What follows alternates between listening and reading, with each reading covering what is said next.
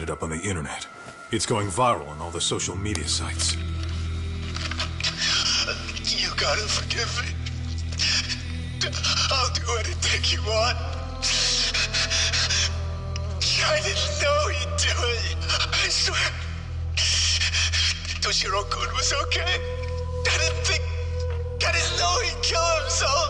I really didn't know. I swear I'll try to make it up to him somehow.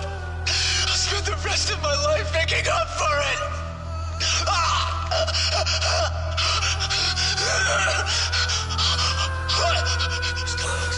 Stop it. What the hell? Stop it. Stop it.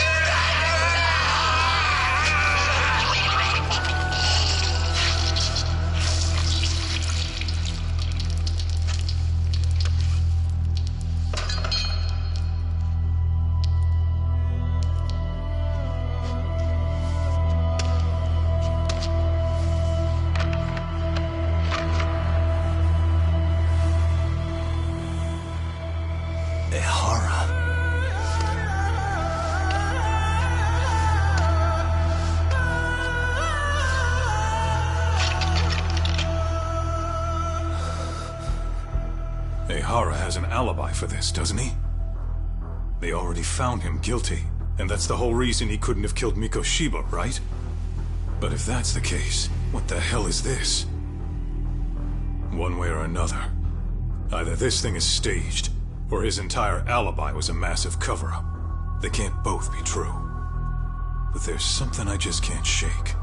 If you want my opinion on it, this looks real. I need to have another chat with Ehara. Damn it. I'm not gonna let him get away with this.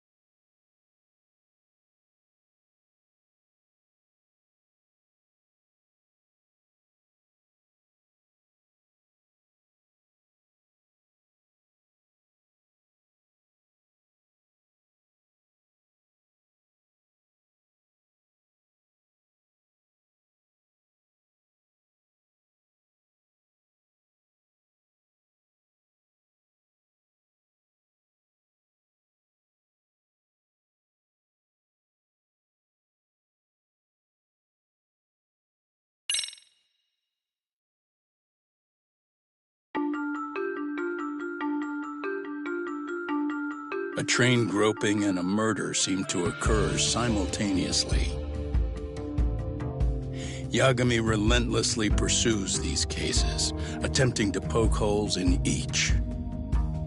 After confronting Akihiro Ehara, the key figure in both crimes, he witnesses a harrowing video that provides more questions than answers. In it, a bound man pleads for his life, but his attacker, bound by vengeance, snuffs it out.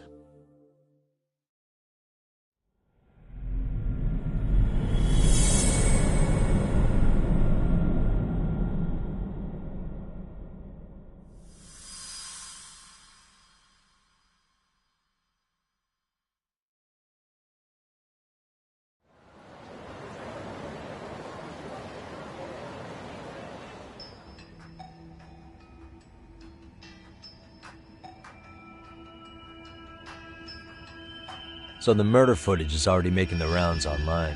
I don't think it's showing up on TV, though. Yeah, the net's a mess right now. It's all unsubstantiated rumors and unverified sources. Typical, really. An ex-cop going from by-the-book sex offender to vigilante avenger overnight is prime forum drama. Sentiment seems to be swinging in favor of Ehara, but there's plenty of folks on the fence about it too. The reactions have been all over the board. Do we know if that video is authentic? I mean, CG has come a long way, right? Oh, or perhaps a deep fake. That is plausible. AI has reached the point where it can generate pretty convincing facsimiles. Someone even made a video that made it look like the US president was saying a bunch of crazy stuff. And that's just the tip of the iceberg. Deep fakes are only getting more authentic looking. Can't guys like you tell if a video is fake or not, though? Aren't there any signs? Oh, there are several telltale signs of a video being doctored.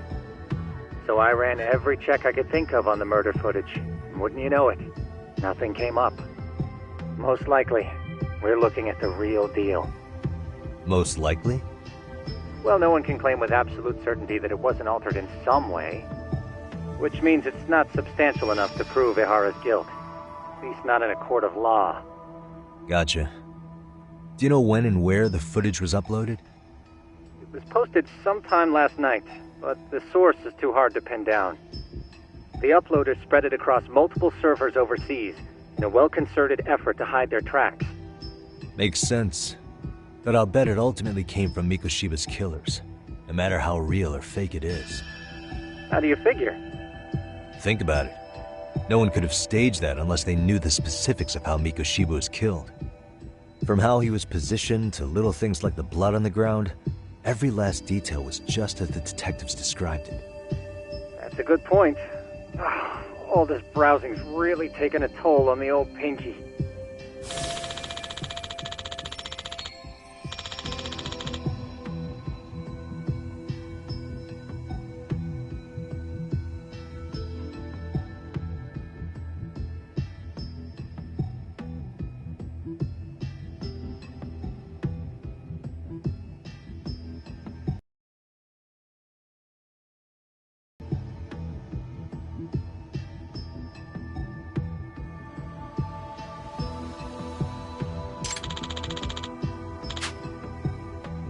Looks like another visit to Ehara might clear things up. You should ask Shirosaki-sensei about it.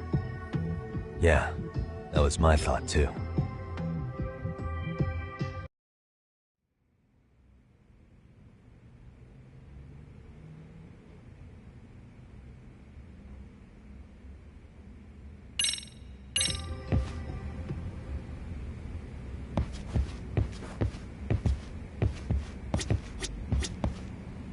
Let me get this straight.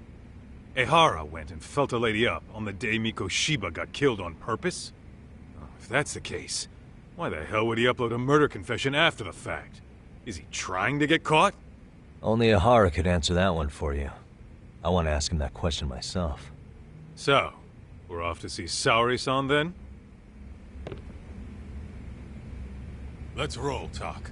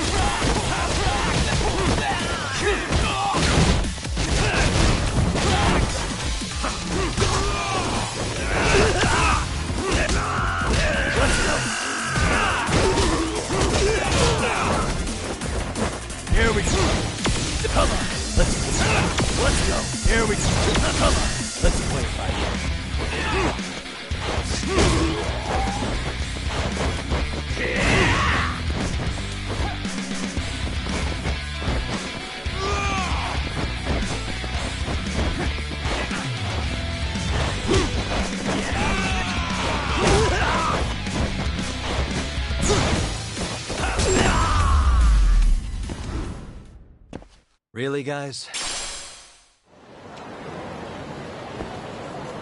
What is it?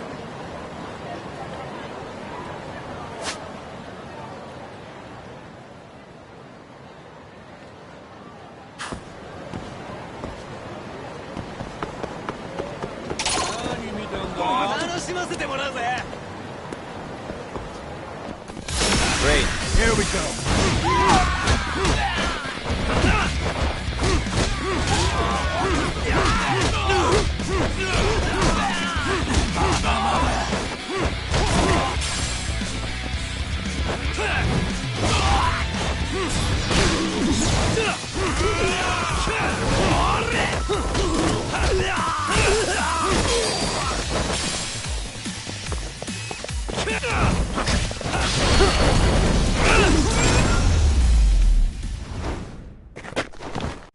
What a waste.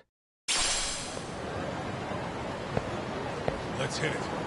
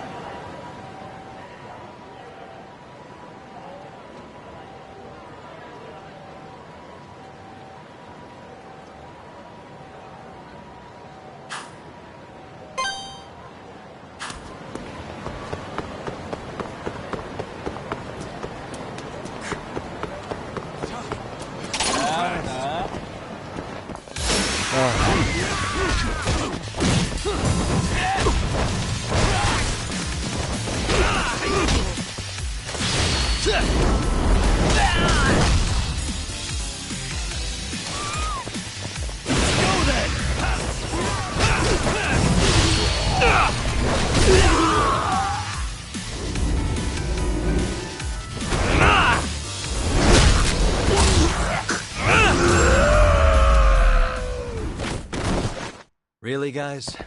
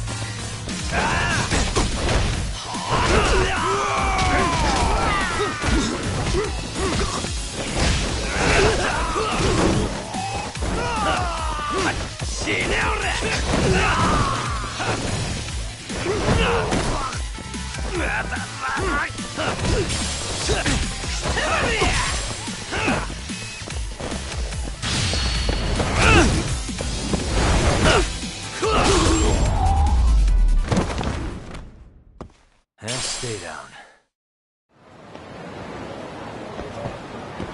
What is it?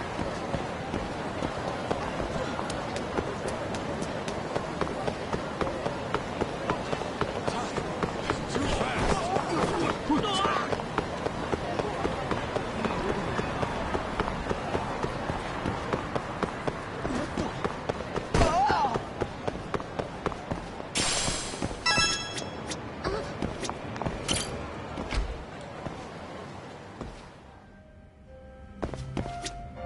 いらっしゃいませ。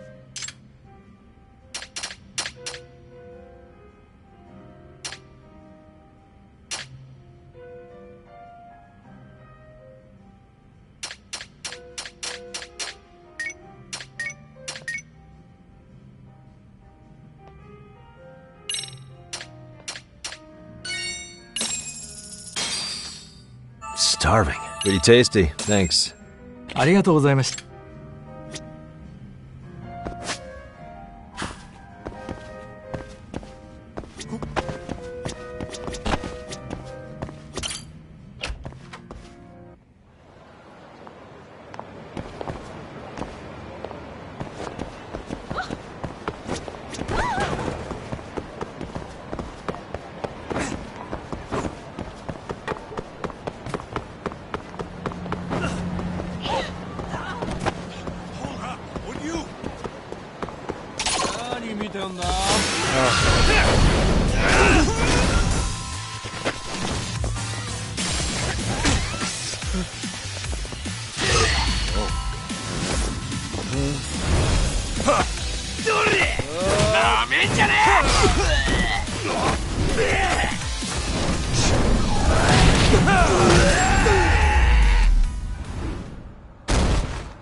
Really, guys?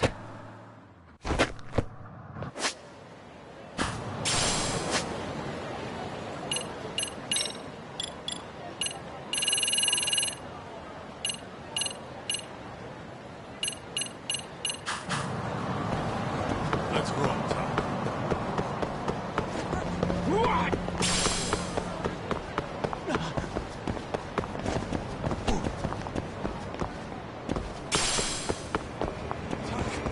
Too fast.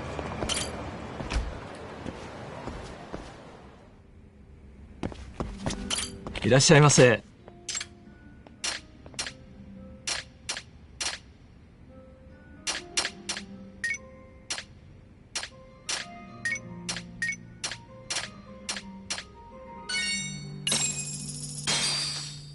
Starving. Pretty tasty. Thanks. ありがとうございます。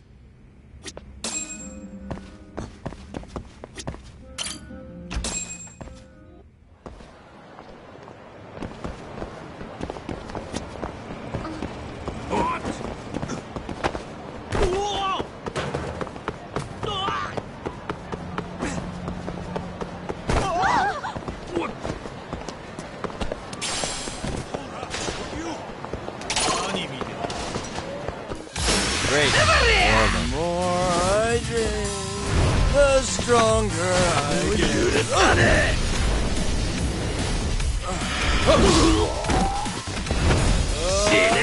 まだ負けてねえぞ。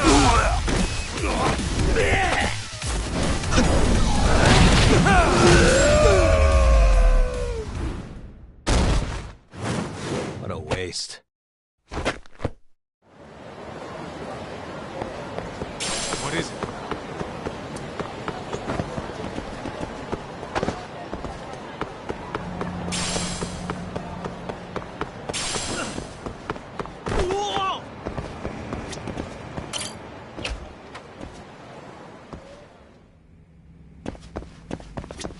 いらっしゃいませ。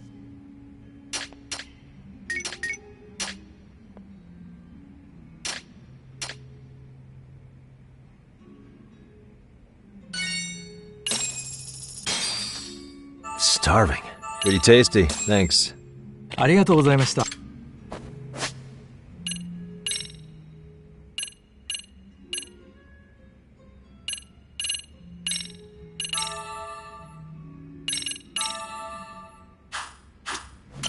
いらっしゃいませ。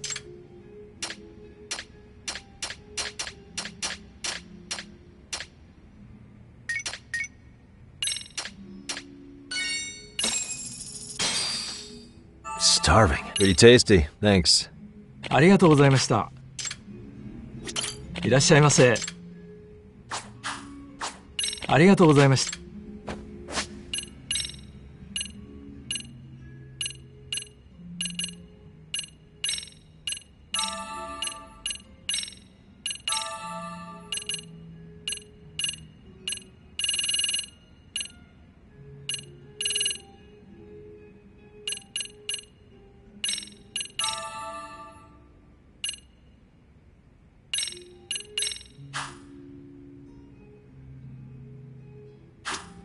いらっしゃいませ。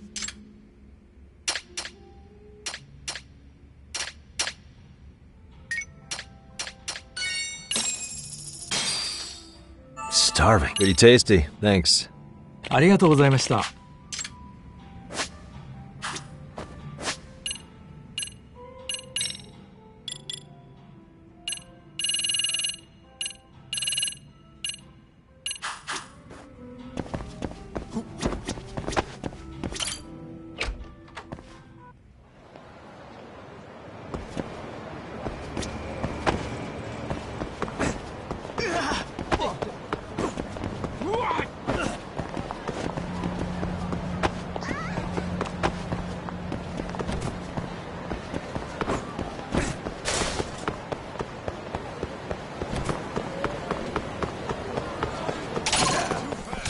Why is this always happening? The more I drink, the stronger I get.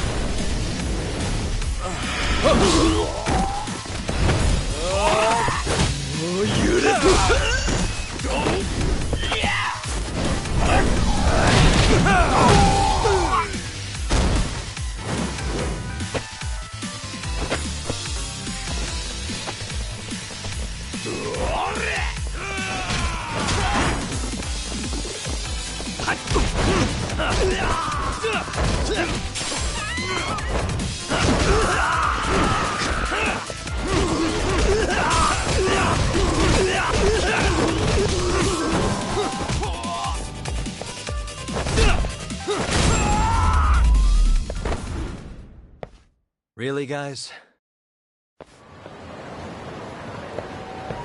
Let's hit it.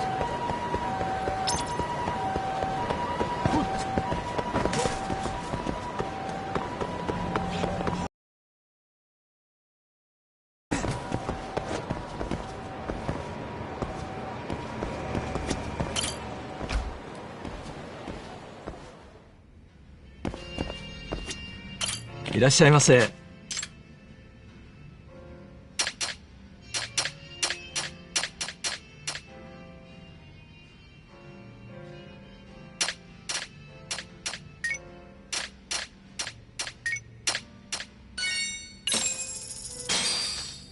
Starving. Pretty tasty. Thanks. ありがとう。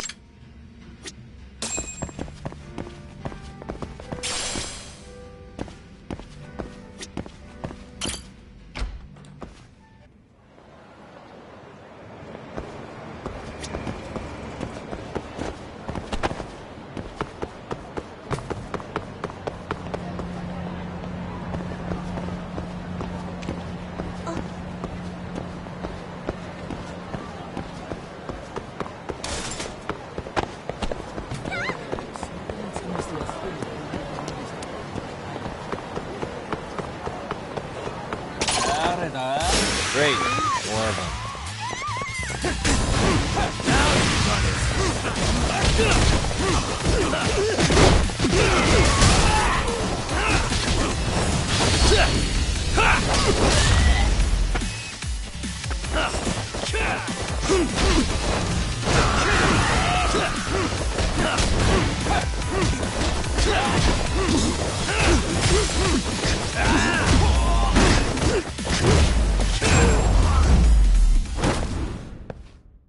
And stay down.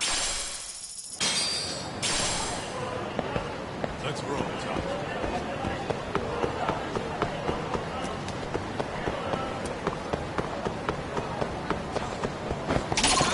For real?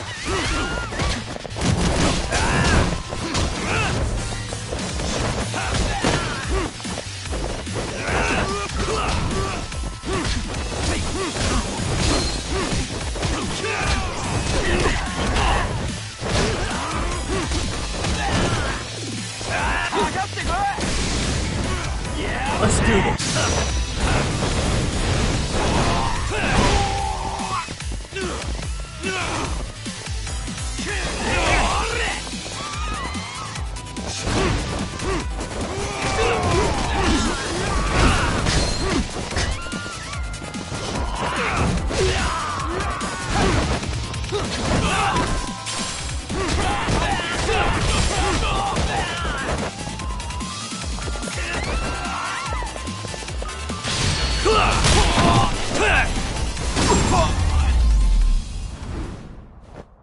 Really, guys?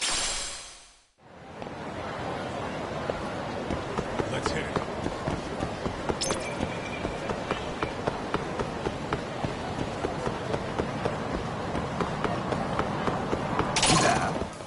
Great.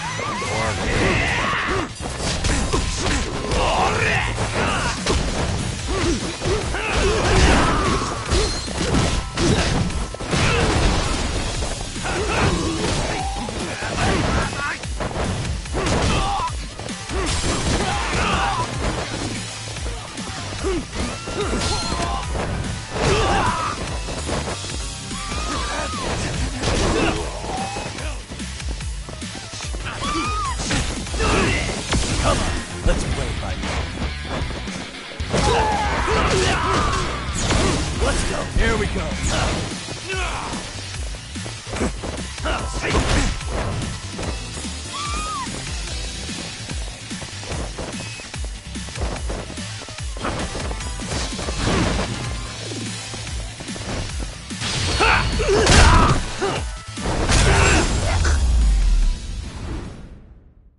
And stay down. Let's roll, Tom.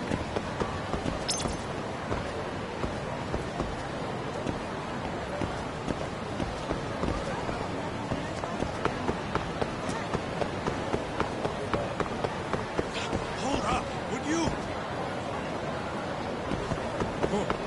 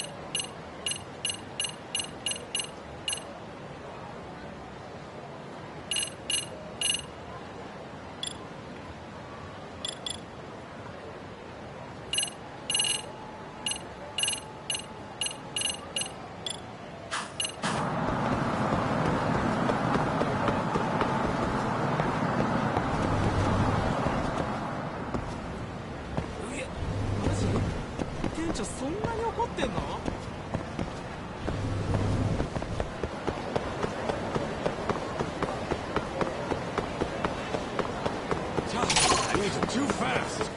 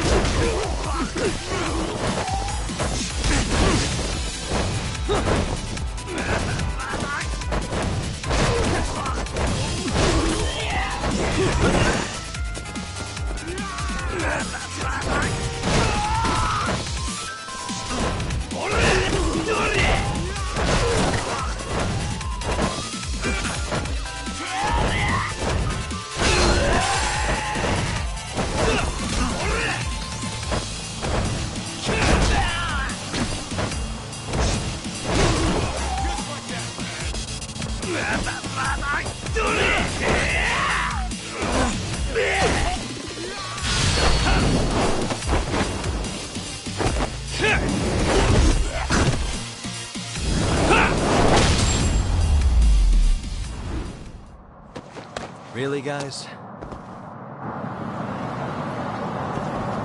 Let's hit it.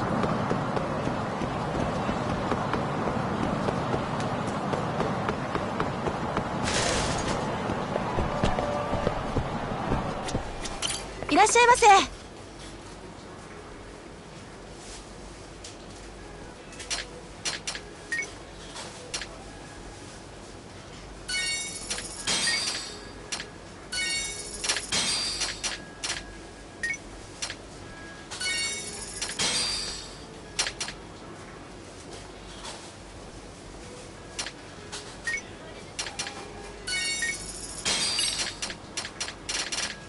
ありがとうございました。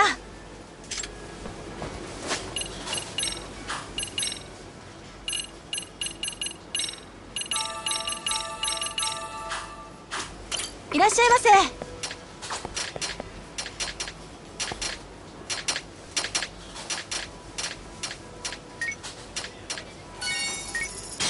ありがとうございました。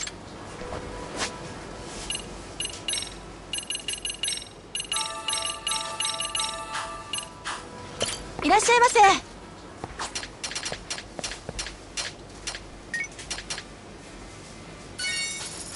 ありがとうございます。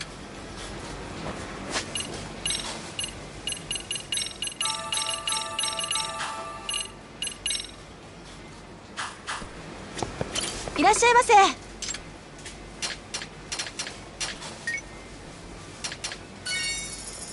ありがとうございます。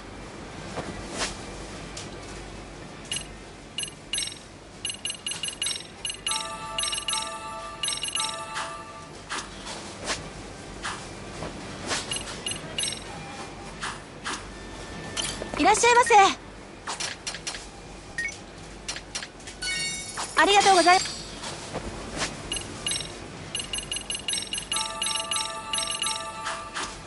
いらっしゃいませ。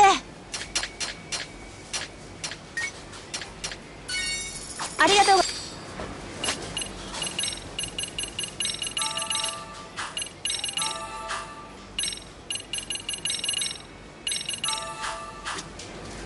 いらっしゃいませ。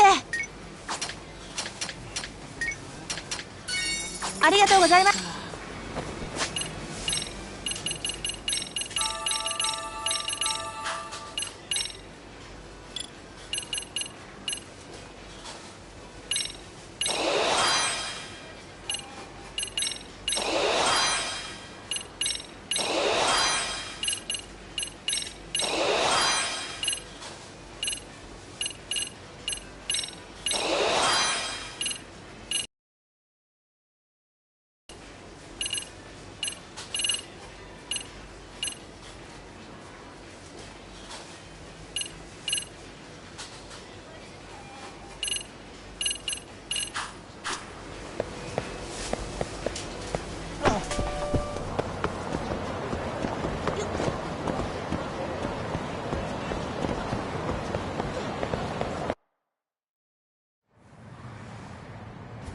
Hold the door, please.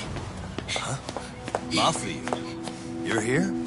It's been too damn long, Mafia-chan. Yeah.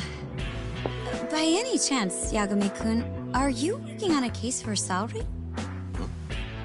A video got leaked.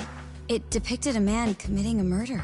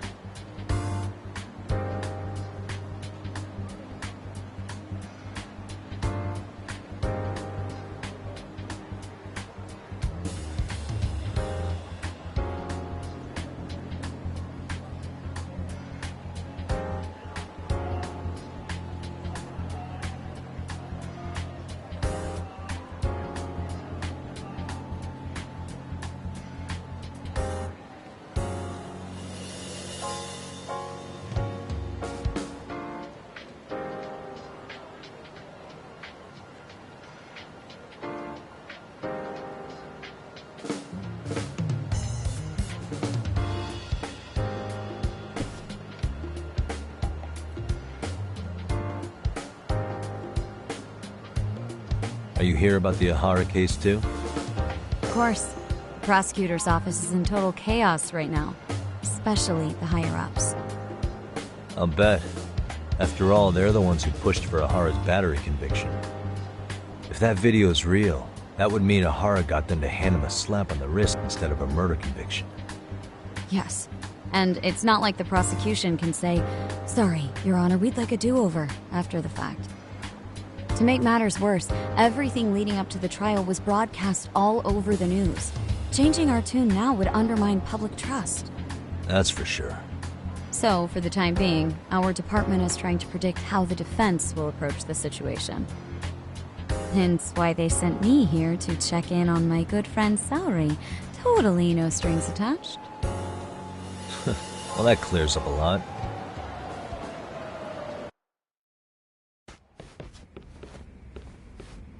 There you kids are. Figured you had to show up sometime. Mafuyu? You're caught up in this too? Yeah, she ran into us downstairs. I'm sure you can work out that I am here to spy on you. But wouldn't you like to know what we're up to as well? Are you sure that's your only motive coming here? Sorry? Something like a professional excuse to see Yagami-san? In your dreams? I had no idea Yagami-kun was involved until just now. Alright, I'll accept that. For now. Gotta say, I miss this little banter.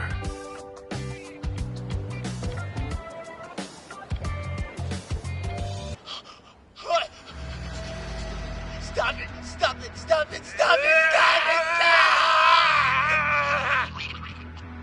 Needless to say, our office is going through this footage with a fine-tooth comb. That said, they've already determined their stance. They've deemed it an unreliable source and therefore useless as evidence. Basically, they want it to look like it was considered and already thrown out. Huh? So, they're not gonna verify the video?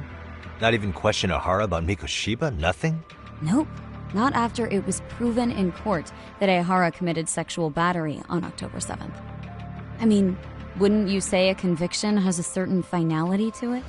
Besides, there's no way Ahara could have murdered Mikoshiba within that limited time span. Right. Which means the murder video doesn't really add up, does it? What are you getting at? I'm saying the prosecution believes the video has been falsified. Special effects, CGI, whatever it is, we're not buying it. Huh. Furthermore, the prosecutor pushing that stance was the one who handled Ahara's trial. And that is... His name is Sadao Takano. He was the one gunning the hardest for Ahara the first time around, especially considering his officer status. He kept insisting justice be served, which got the public behind him rather quickly. He certainly looked the part of the people's prosecutor, grilling Ahara in court. So what you're saying is, Takano could never accept anything but Ahara's original sentence. Since this footage of the murder contradicts that finding, he just thinks it's a sham.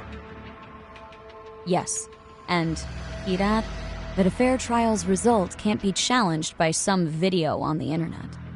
Well, who could honestly trust a system that changes its mind so easily? Both the prosecutor's office and the court are beholden to the case as Takano-kun presented it. But that's just sweeping the issue under the rug. It has a domino effect, too. The police are beholden to the verdict we got, so their hands are tied. This applies to both Tokyo and Kanagawa. Really? Why's that? Supposedly, they don't want to get involved with Ehara until they're sure the video is real. If they come in with a list of questions about the murder, it'll show that doubt's being cast on the original ruling. Yeah, but no one can prove that the video's real. Right. There's no way to verify the legitimacy of an untraceable video. But if the police aren't allowed to see Ehara, he'll never even become a suspect in the murder. That means he's untouchable. Exactly. None of the detectives are happy about that. Especially down in Kanagawa. Their job is to bring in a suspect, but their leads are all ending up at the same dead end.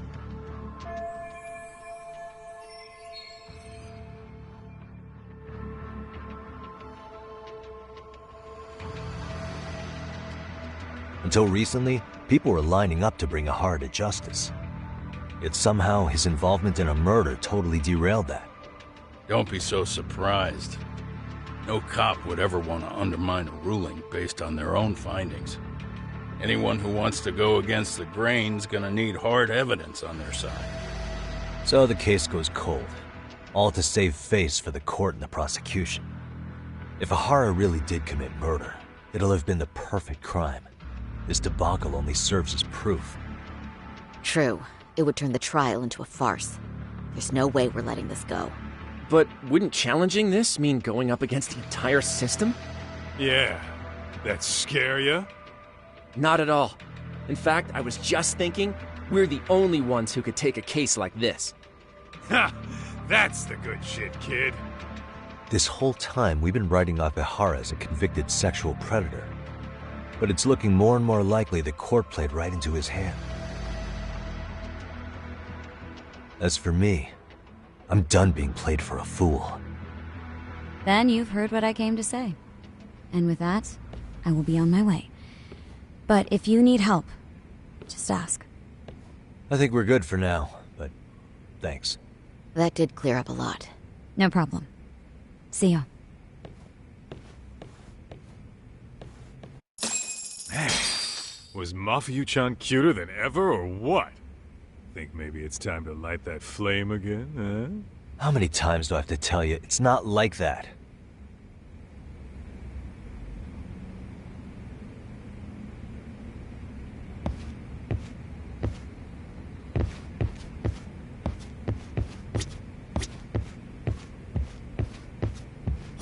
Yagami-san, we should go see Ihara as soon as possible. I wonder... Mafia-kun's pretty popular now, you know. A looker like her, I bet criminals line up for their day in court.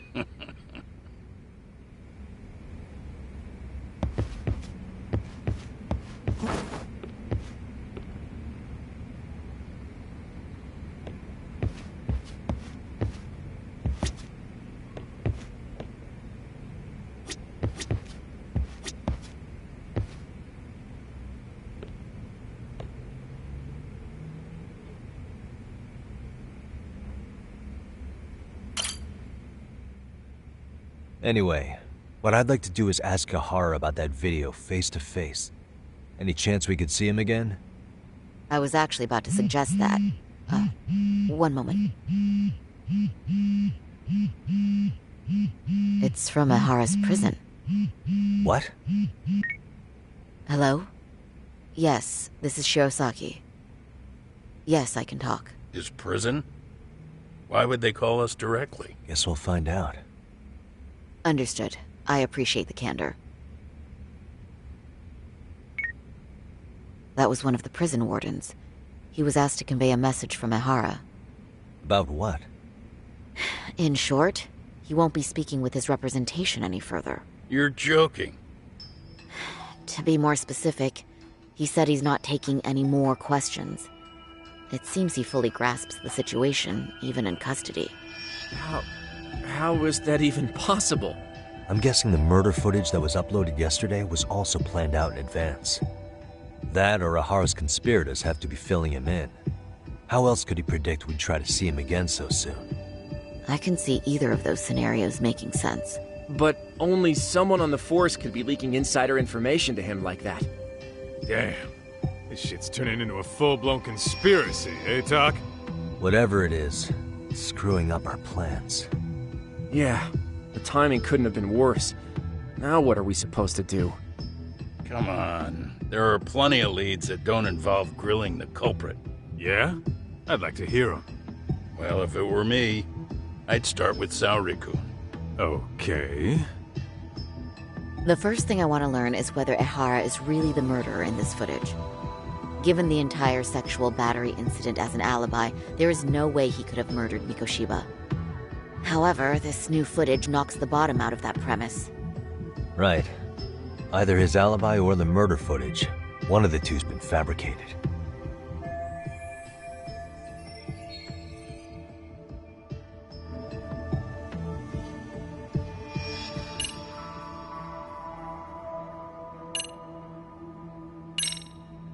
Well, hold on. What if they're both real? Both his alibi and the video? In that case, let's start with the murder.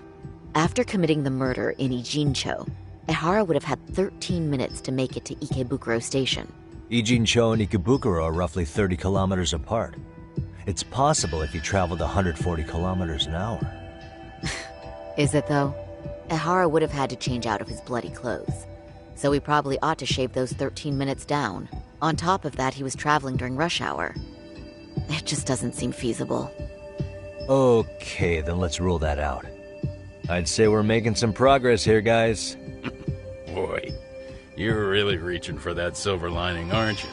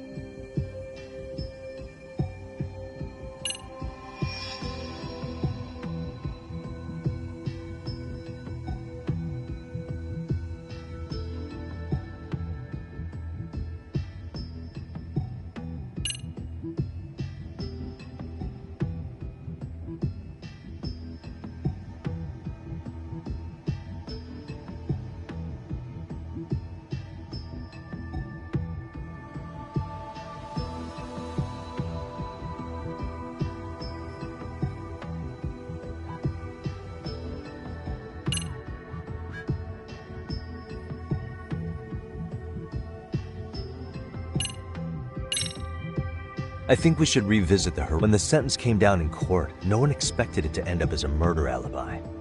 Plus, everyone suspected Ehara was working alone. He may have not been. All this makes a huge difference. No one would suspect a train groping to involve accomplices or alibis. The search for evidence wouldn't be as intense as for a murder. But the entire incident was caught on camera, top to bottom. There's more than enough physical evidence, too. Then we'll need to verify each and every aspect of the case. Okay, what first? Should we investigate the crime scene again? Maybe we'll discover something new if we check out the station during the crime's actual time frame. No, I think we saw everything we could there. Actually, if we're reviewing evidence, we could do that from right here, couldn't we? What catches your eye specifically? I ask because fabricated evidence would likely show signs of tampering. This would prove Ehara's alibi doesn't hold up.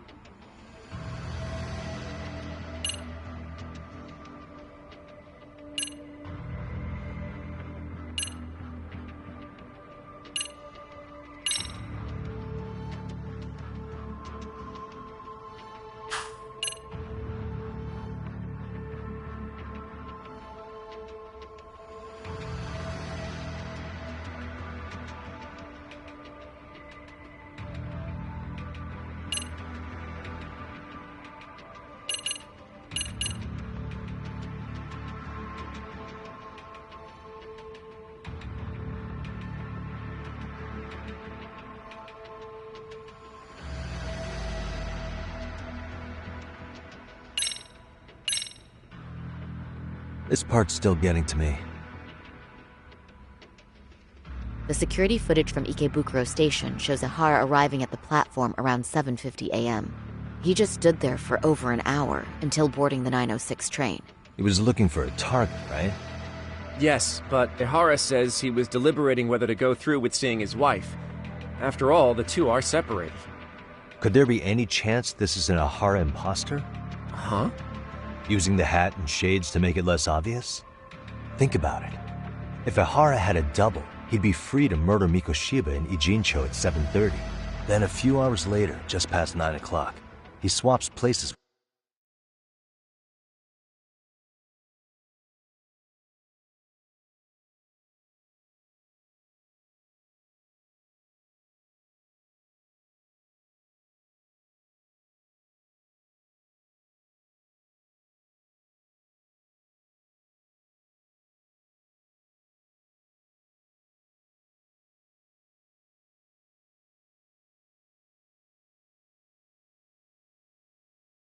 With the stand-in and gropes the victim. I actually considered that possibility. But there wasn't an opportunity for any sort of swap to occur. None at all? See, Ihara was caught on multiple security cameras standing right by the victim as they board the train. And the camera inside the train car continues this unbroken footage. At this point, Ihara gropes the victim, as proven by the trace elements detected. Then once the train arrives at Shinjuku, Ihara flees the scene and is promptly tackled by passers-by once the victim calls for help. After that, he's brought into police custody and eventually booked into jail. I thought you had something there. A stand-in would have really fit the bill. Right? Since we're pretty sure Ihara had accomplices, why not assume one could have been his stand-in? As we discussed, there was no opportunity for any sort of person swapping to occur. The victim felt a hand reach up into her knee-length skirt, scaring her motionless for the full 6-minute ride to Shinjuku Station. Could you describe the victim for me? She's an office worker married to an industrial designer. Also has a 6-year-old son. Full name, Yui Mamiya, 30 years old. A wife and mother. Perhaps if we talk to Mamiya-san directly, she could give us more insight than that video. She may even recall something none of us know, upon learning Ihara's alibi might have been fabricated. That's a good plan. We'll finally have a fresh source of info. In that case, give me a moment so I can get a meeting set up. We should have her address and other information somewhere on file. Bear in mind, Mamiya-san was the victim here. As the assailant's defense, I doubt we'll get a warm welcome. Oh, that's pretty standard for us, I'd say. Nobody rolls out the red carpet for a detective, right? Yeah. Say, Kaito-san, it looks like we've got some free time, so let's say we grab some food. Now that you mention it, I am getting hungry.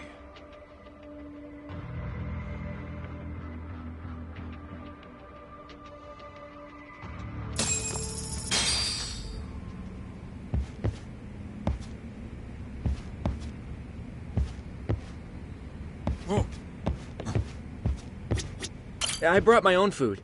Unless I'm working at the courthouse, I always bring a bento. Thanks to Mom. Say, Yagami, you sure you don't want to take up your old post again? I've got nothing against detectives, but the energy here is so different when you're around.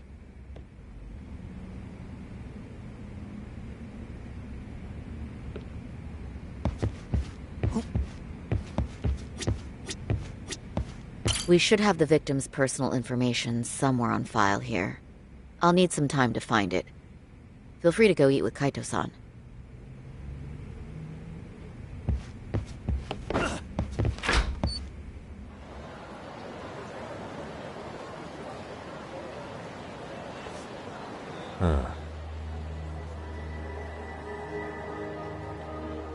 You think they want something?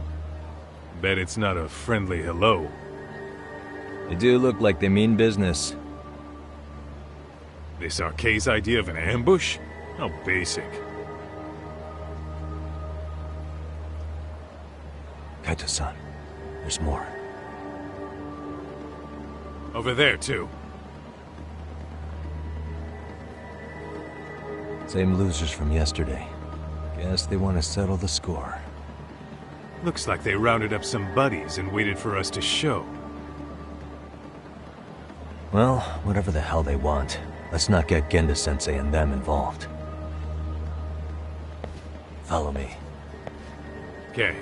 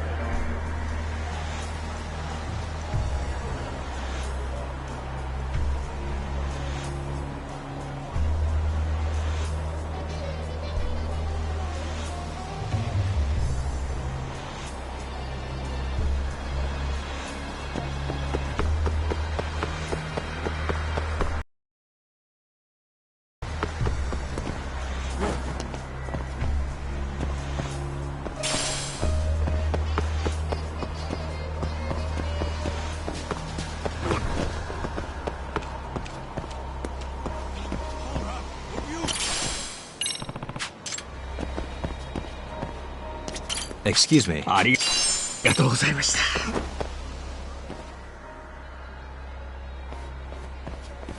Alright, I'm getting fed up with this shit. Why haven't they made a move yet? It's like they're waiting for something. Whatever it is, they're taking their sweet-ass time. Hey! Quit dicking around and come get some! What the hell? They're just gonna keep stalking us? Nope. Thanks for waiting, assholes. Shit! Let me guess. You're RK too? Bastard went straight for our heads. Are you nuts, guy? Shut your mouth!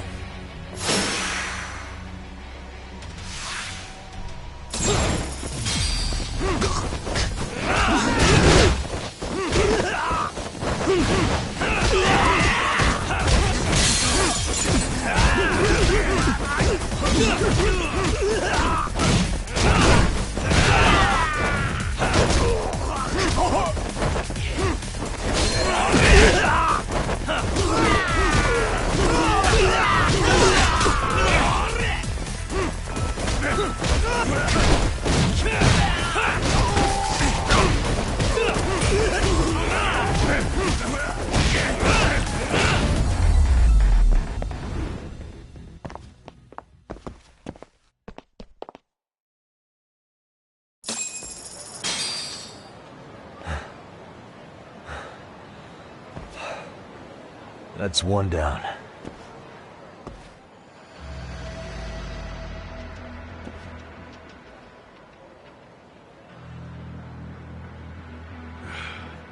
We're not out of the woods just yet.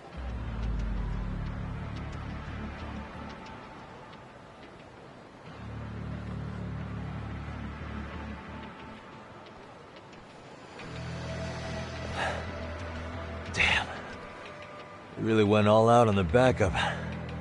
Is the whole town RK now or something? Doc, we should probably get gone before the cops roll in. Why? It's not our fault we're getting jumped.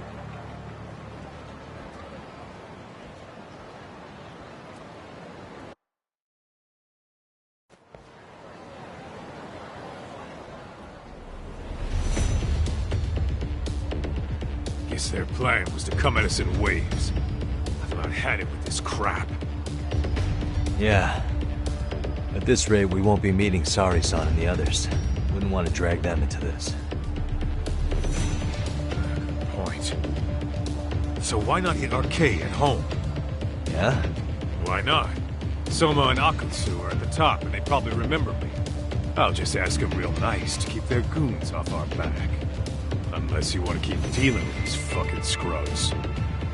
I'm fine with making a house call. Any idea where it is? Yeah, a club in the back of Theater Square. Used to be RK exclusive. Nowadays, I hear they let in thugs from all over. I admit, Kinda curious. Let's roll, Tom.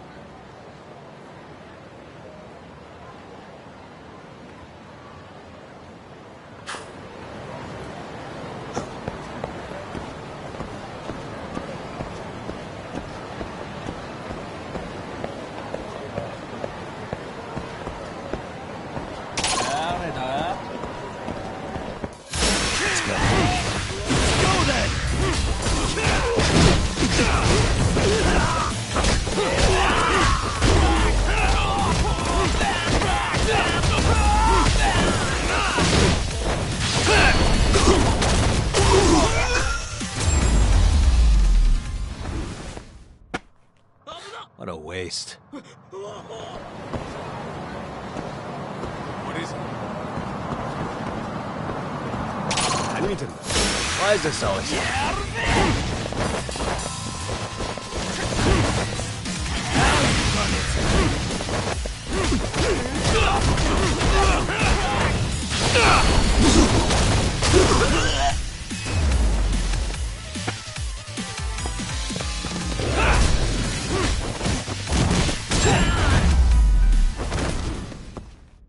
Really, guys? Let's hit it.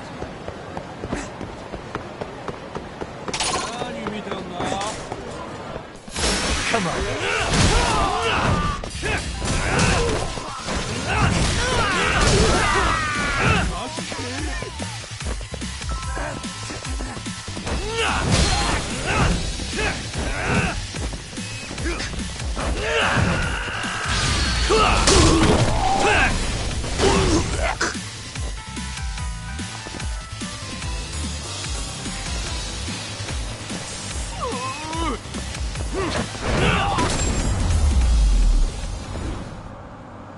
And stay down. What is it?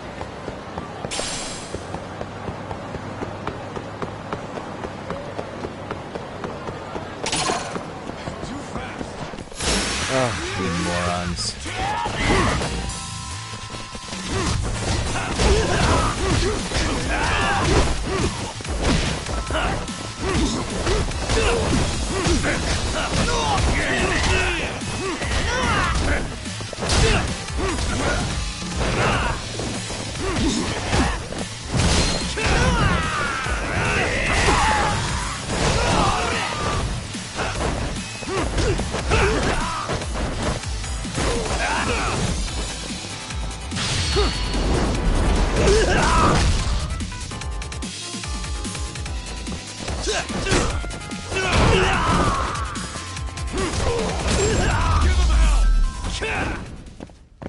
Really, guys?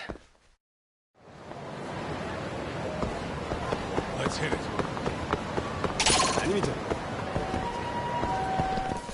Great. More of them.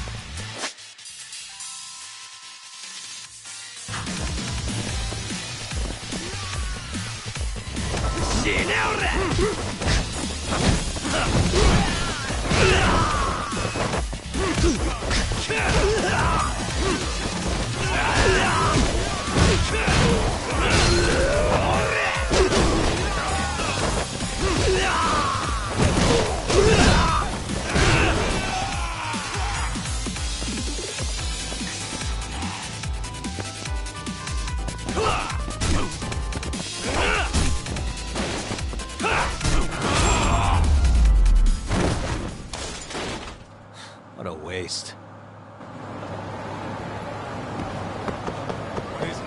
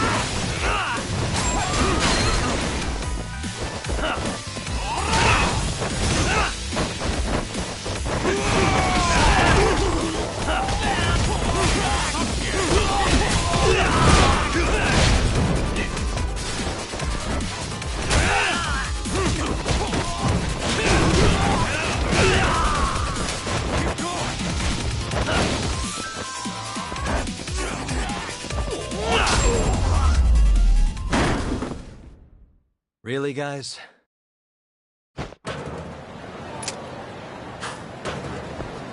Let's hit it.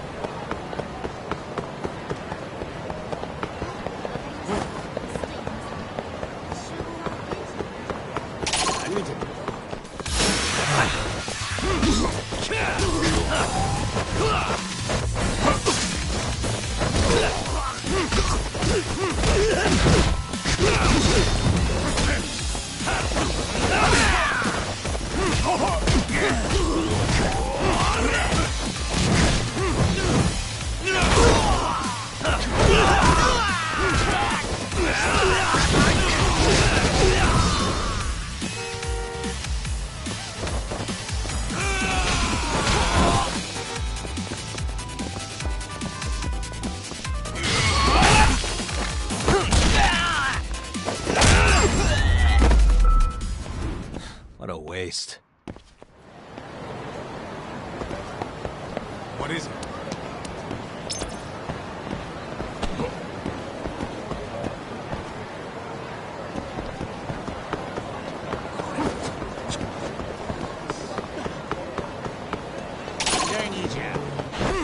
Why is this so?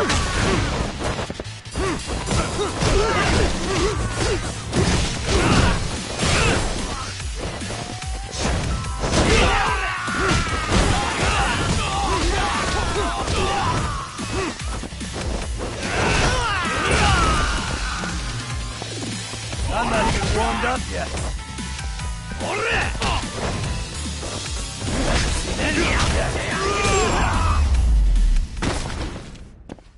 Really, guys? Let's hit it.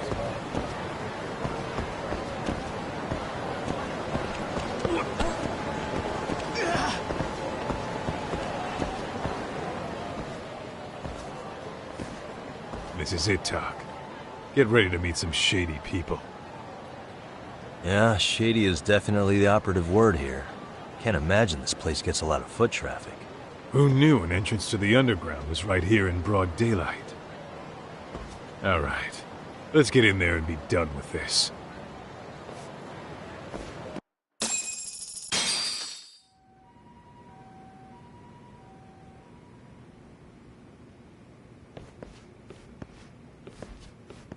Hey, who the hell are you two?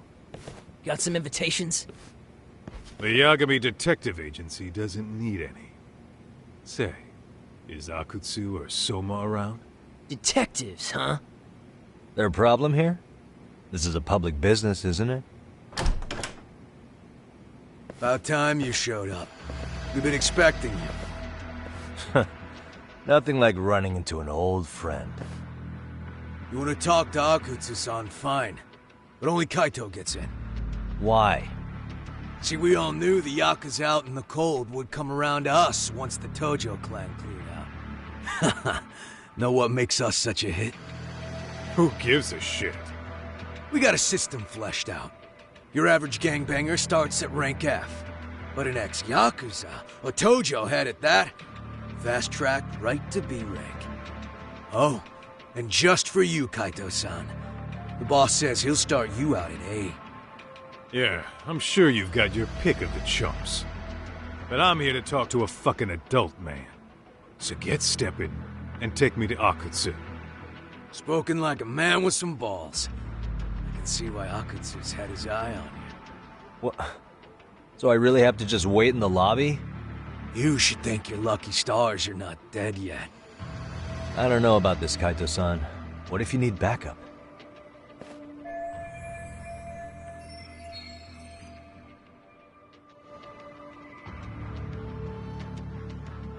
Relax, Tak. All I gotta do is talk man-to-man with Akutsu real quick, and we'll be out of here. You heard the man. Now come on. Well, if it's gonna be that quick, I'll just wait right here. Do whatever you want.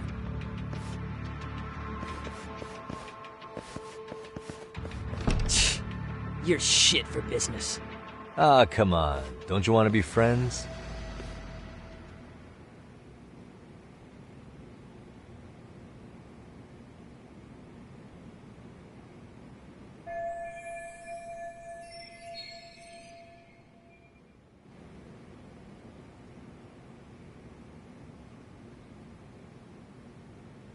Hey, think I could use your restroom? There's one inside, right? Go shit on the cement for all I care. Restrooms are for guests only. So, you in Arcade too? I take it business is good lately. Oh, hell yeah. Recruits are swarming in by the dozen. If you're looking for quick cash in Kamurocho, Arcade's where it's at. Plenty of hotties, too. Wow. And all you do is fool around on your phone. Talk about living on Easy Street. Screw you. Hey, not my fault they don't loop you into the good jobs. Bet those only go to the A-rank guys. You must be, what, F? F minus? The fuck did you just say? Oh, did I offend you? Sorry. Guess some gangbangers are softies. I'll show you who's soft, asshole!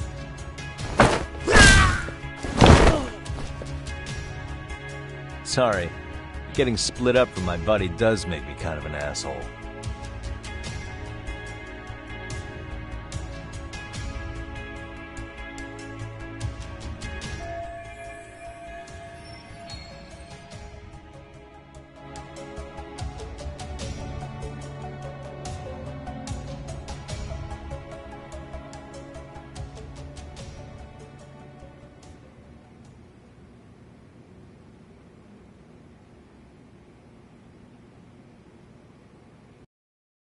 All right, let's go.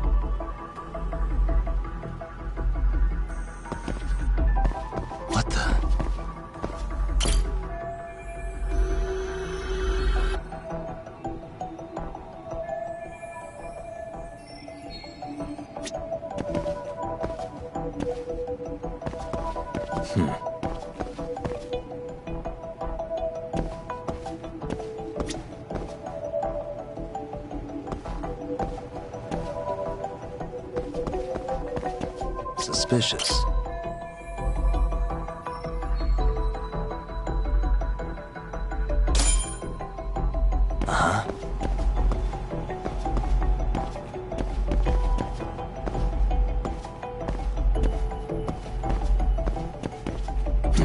Suspicious.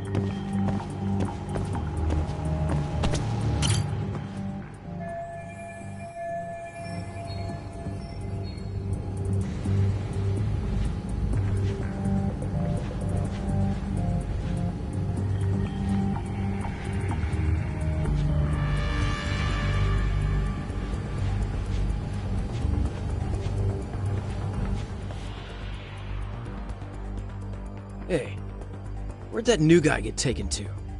I heard Akutsu-san wanted to see him. For real?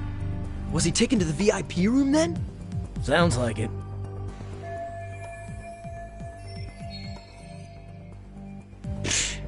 Even I've never gotten in there. What makes him such a big shot?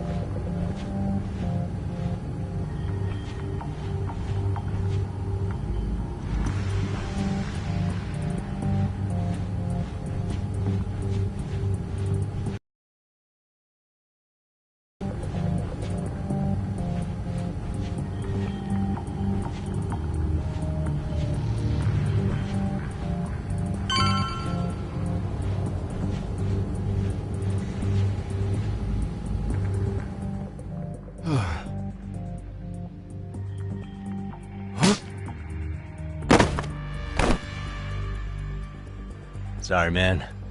Take a quick breather.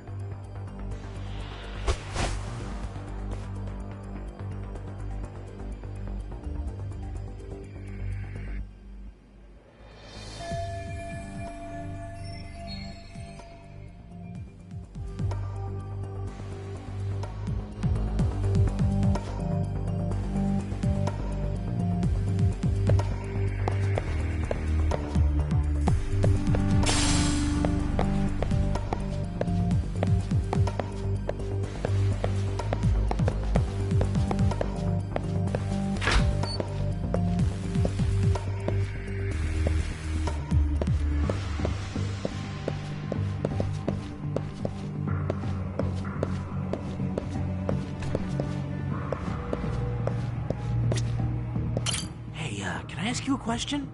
What's inside the safe in the back room?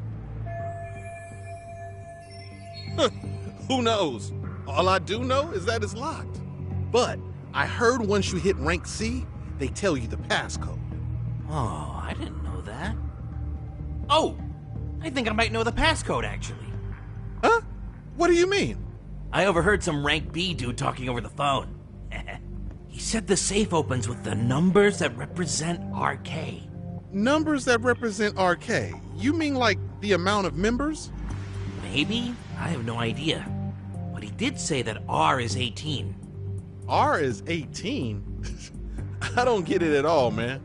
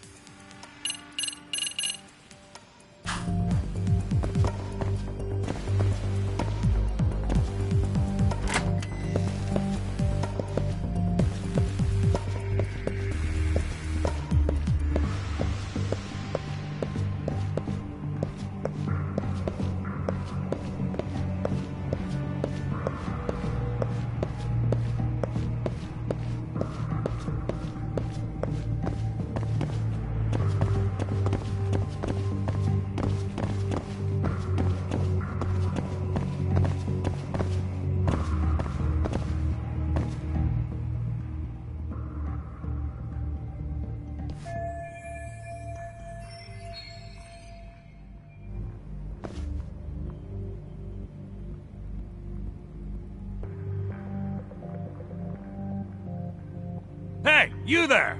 Yes? You better stop fucking around. Didn't I ask you for another round? Huh?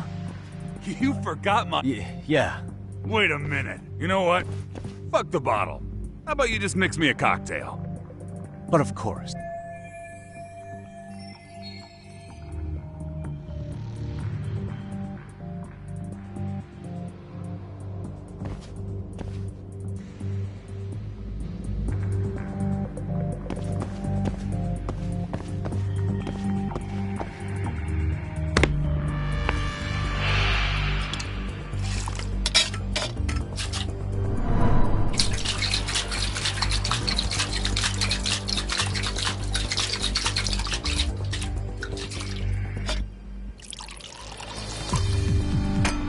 Here, sir.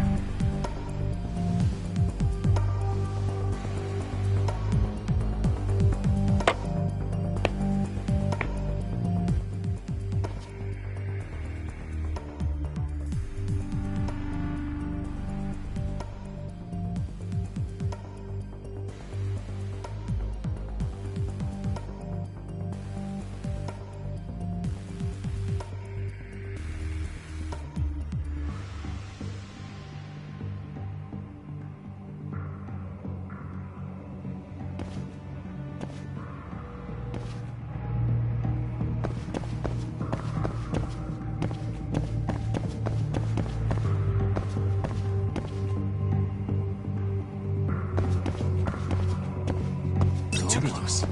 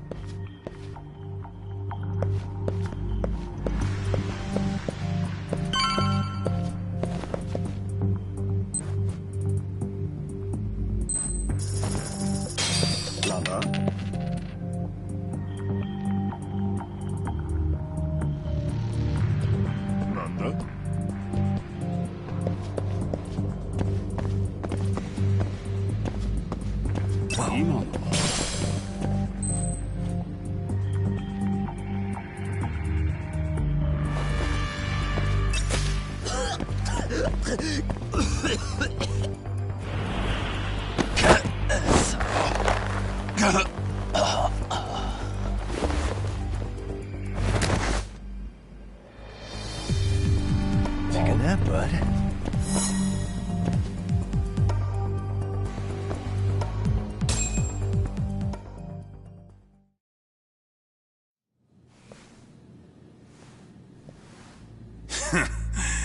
I hate to say it, Akutsu. I'm in a price bracket you couldn't afford if you wanted to. I'm not saying you'd need to call it quits on the detective gig you've got going, Kaito-san. You can just give us a hand, help us out a bit when RK needs some real muscle on the field. That a fucking joke? On what planet would I sign up for more busy work? Think you might want to tone it down there, big guy? I've got my boys in the room. Being talked to like this isn't a good look. Why would you care how you look? You're a bunch of damn Yakuza. You and Soma are picking up the Tojo clan scraps, yeah? Or do you have a real plan? We'd have the manpower if we wanted to. With all your washed-up Yakuza and punk-ass kids? I don't see it happening, man. What are you fucking thinking? Exactly why we need more guys like you. Help me show this crew how the big boys roll. I need some authority on this to get it built the right way. So you want me on as a drill sergeant for scumbags? Count me out. Kamurocho's underground river of cash is still flowing, but there's no more Tojo clan upstream to collect it all. There's no more rules. We can run this town however the fuck we want. And once we've got ours, we can slip back into civilian lives to live it up clean as a whistle. You want to be a civilian again? You're kidding. Oh yeah. Want to have the cash to buy your favorite store, pop out a couple of kids and settle down with a family? Never would have been possible in the Yakuza life. Well, why the fuck would you need me to do that? After you step into the shadow of the underworld, you never really escape from those chains. Don't sell me your bullshit like I'm one of your fucking brats. Huh. Sounds to me like your whole damn pitch just ran out of gas. Go out there and build your dream gang if you want. I don't give a shit. That said, if you keep bugging me about this shit, I'm gonna make sure you regret it. Keep your fucking distance from us. Did you say us? Are you refusing to join up because you have a partner? Bring Yagami along for all I care. Did you hear a word of what I just said? I'd reconsider that stance if I were you. If you aren't coming along as a friend, then you're my enemy. I don't take work from assholes. Have it your way, then. Hey, round up the boys. Sir. Hey! Get off your asses! Too late for that. I knew exactly how this little chat was gonna go down. Son of Yeah, well, I knew exactly where you'd be for a chat you weren't invited to. Well, if you're done over there, shall we get back down to business? You're not walking out of here. If you don't know how to use that thing, you're gonna cut yourself, man. You sure? You fuckers are the ones who don't know shit. This whole damn town belongs to the arcade now, you know. Now the whole town belongs to you, huh? You fucking morons. You're gonna have to pry this town out of my hands!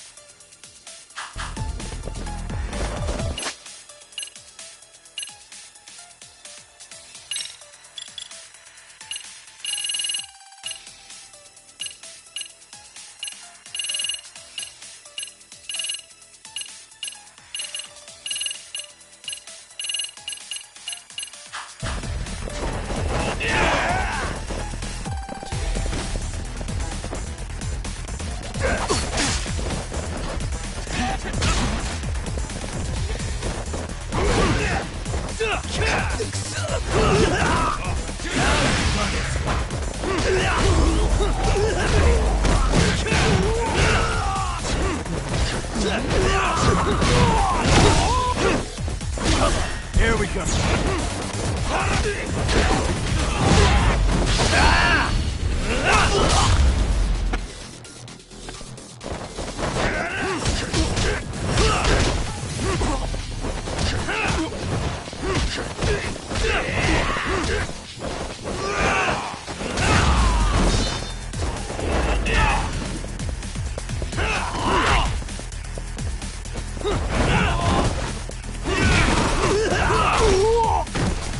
Hey, quit dragging your ass!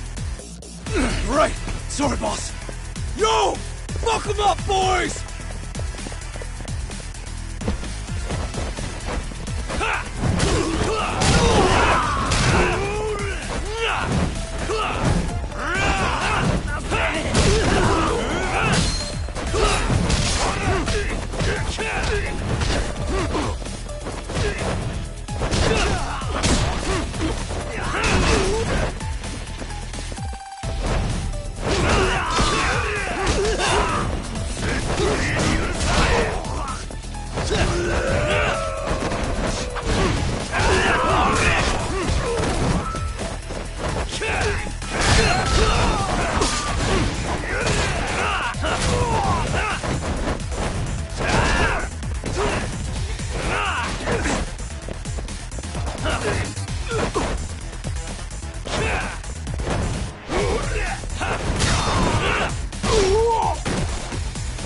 Dumbass, you down already? No, sir. Come on, let's fucking do this! I can do it!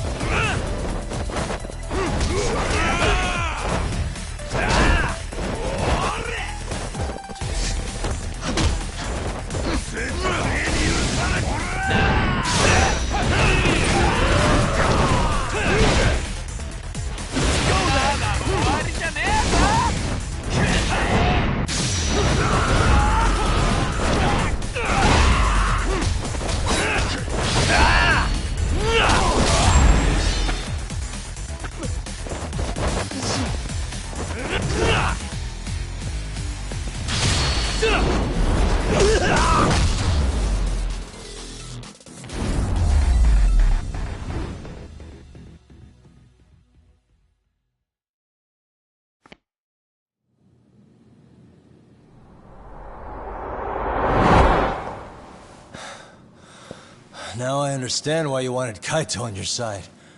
Still got anything you want to say, Akutsu? I can appreciate your perspective on this, Kaito. In that case, you better leave us the hell alone. Yeah, we can do that. We get it. It's fine. Right, Akutsu? Why are you here? Aren't you busy? Just checking in. You made quite a mess here.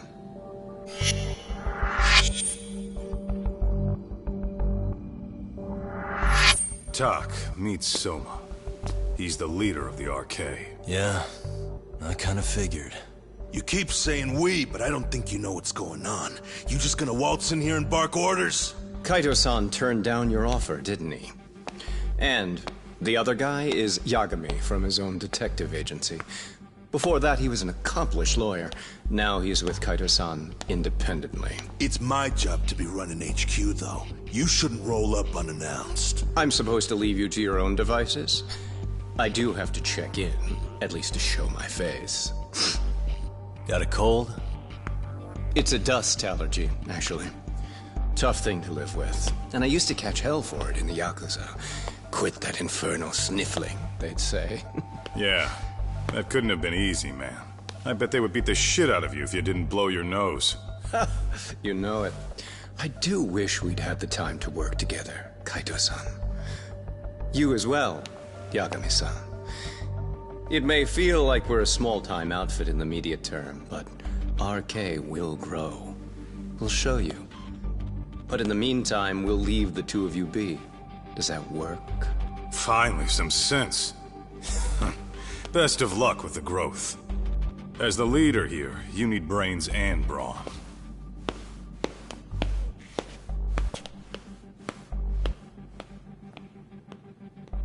Something else? Your gang was out there searching for some guy in a picture. Oh, how'd that hunt end up turning out? He was some kind of girls' bar manager, wasn't he?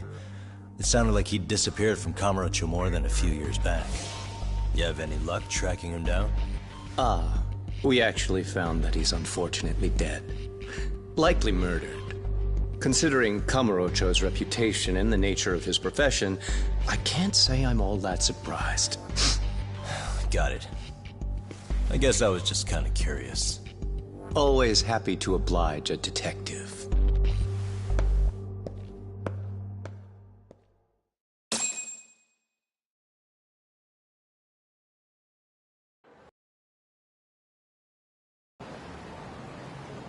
I guess we shouldn't have taken RK so lightly, even though they're new to the scene. Yeah. Supposedly Selma's the one who spearheaded the campaign to scoop up all the ex-Tojo. Turns out he's teaching the next generation of thugs about protection money, loan sharking, mugging. He's like an unemployment agency for shitheads. They've got 50 full-time bodies so far, but if you include part-timers and other associates, they may be well over 2,000 strong. That's a lot. Even half that's a lot. The Yakuza left behind a gaping power vacuum in this town. Even if it wasn't RK, someone else would have swooped in. So much for peace and quiet in Kamurocho, huh? Sorry-san's calling. Hello? It's Shirosaki. Sorry for the wait. I found our file on Ahara's victim. Ah, Mamiya-san, right? Yui Mamiya? Yes, she lives with her family in East Ikebukuro. I'm about to make a quick house call. Awesome. Then I'll be right over. Good. See you sooner than later, I hope. I caught all that. You go on ahead, Doc. This one's outside my area of expertise. Okay. I'll head back to the office when I'm done.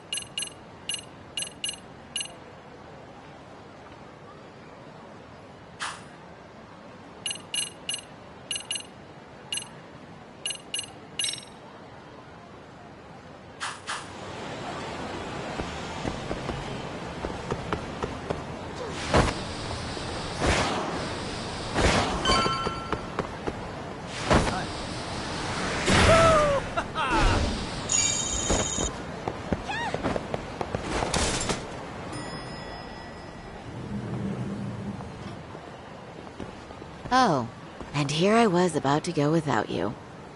Are you ready to visit Mamiya-san?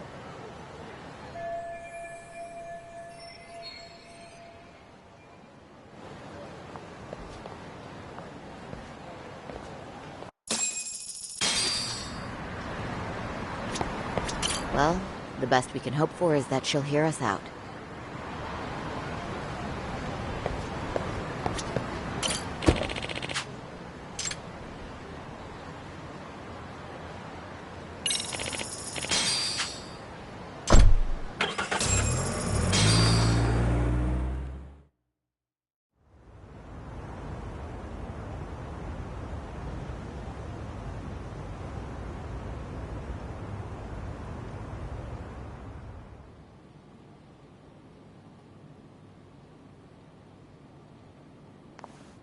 Remember, we're speaking to a victim here, Yagami-san. One whose assailant we defended in court. If we had tried to make an appointment, she probably would have declined outright. Not sure showing up unannounced is much better. So let's just hope she's willing to talk. Yes, there's no way around it. It's a risk we had to take.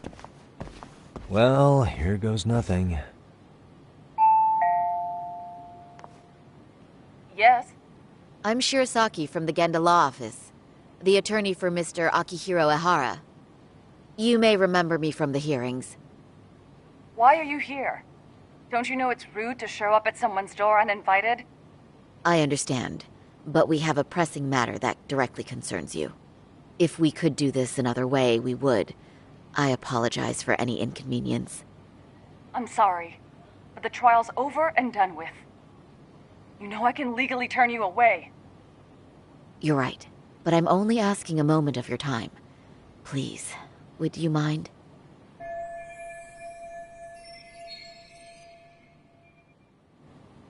I don't have time for this. I'm going to have to ask you to leave. Wait, before you do that. Sorry to butt in. I'm Yagami, a detective helping Sari here out. And?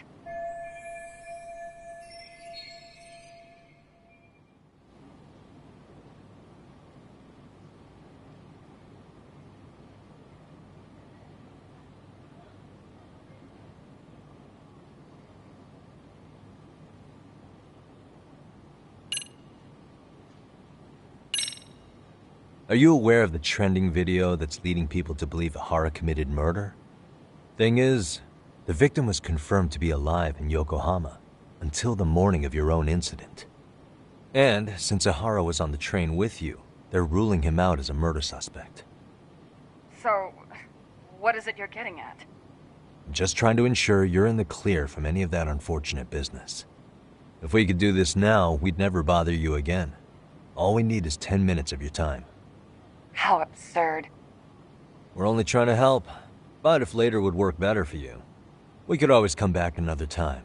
With our supervisor, of course. That visit would probably be more formal. There'd be paperwork, audio tapes, you know the drill. You'll want to clear your schedule. I really don't have time for any of that. No, I understand, and it's entirely our fault.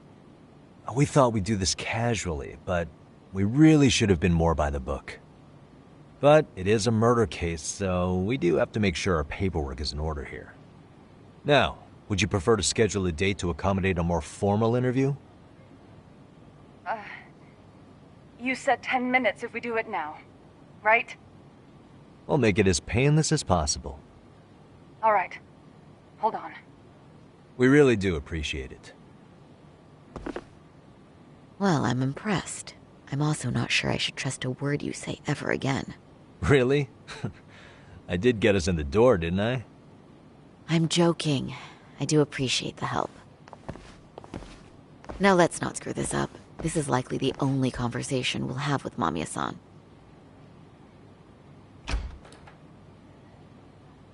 Hello. Hi there. Hi. Again, we apologize for the intrusion. Let's just get this over with already.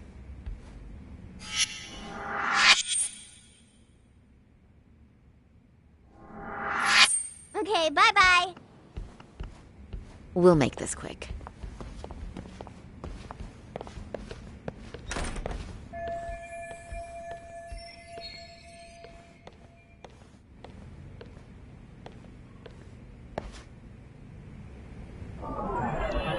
Suspicious.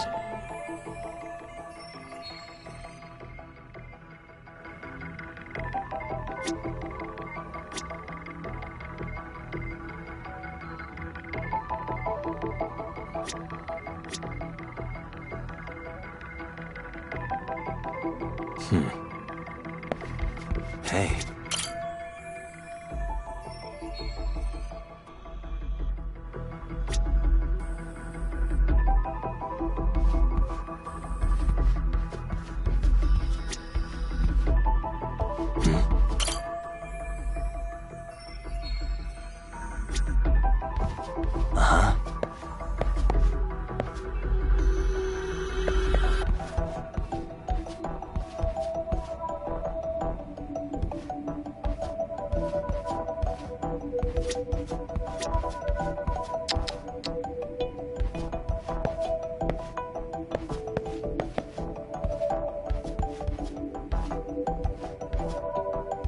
Hey. What the?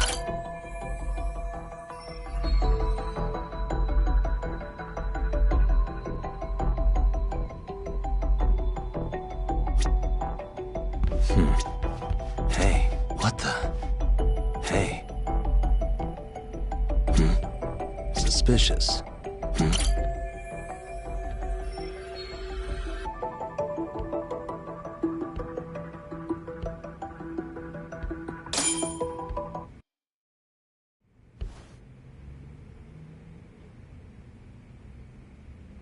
So, talk.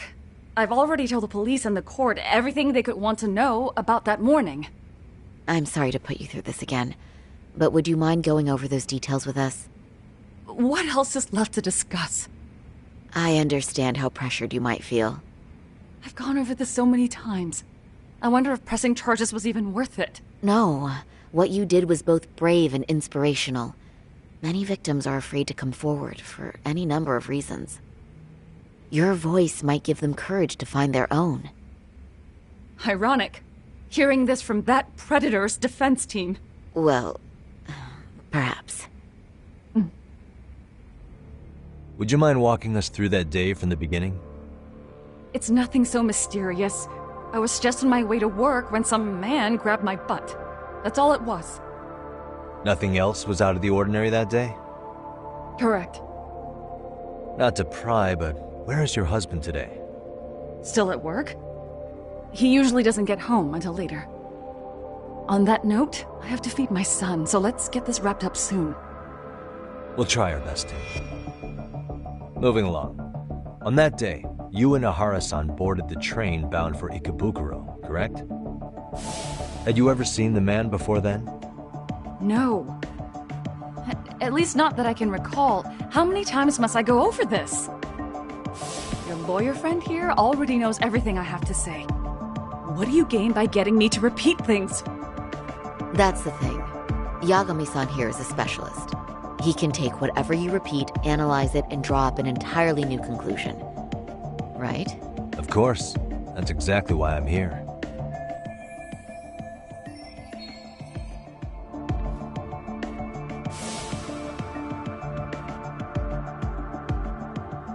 In the security footage as you stepped onto the train, it looks like Ahara-san stepped right behind you. Were you aware of his presence at this point? I was.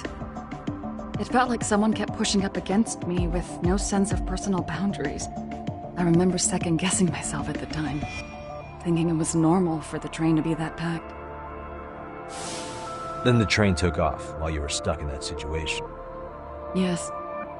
And then I felt the back of his hand against me.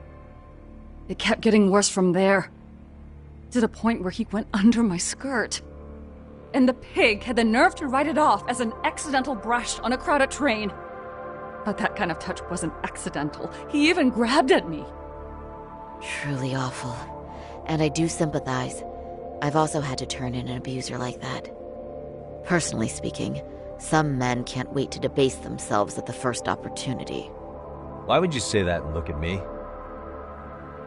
I just stood there, frozen. I couldn't see who was touching me. I had no idea what to do. I wanted to scream. But what if he just played it off?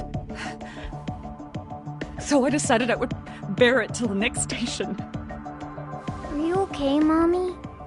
I'm fine, sweetie. We're just having a bit of grown-up talk. Are you hungry? Uh-huh. Then go read your book and wait over there for Mommy. We're almost done.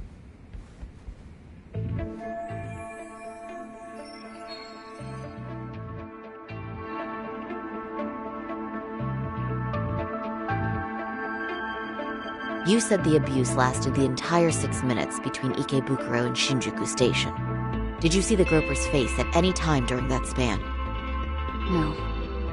I was too terrified to look. And I thought, even if I did, he'd just pull away and escape. But just as the train was pulling into Shinjuku, I reached back and grabbed the hand on me. That's when I saw his face.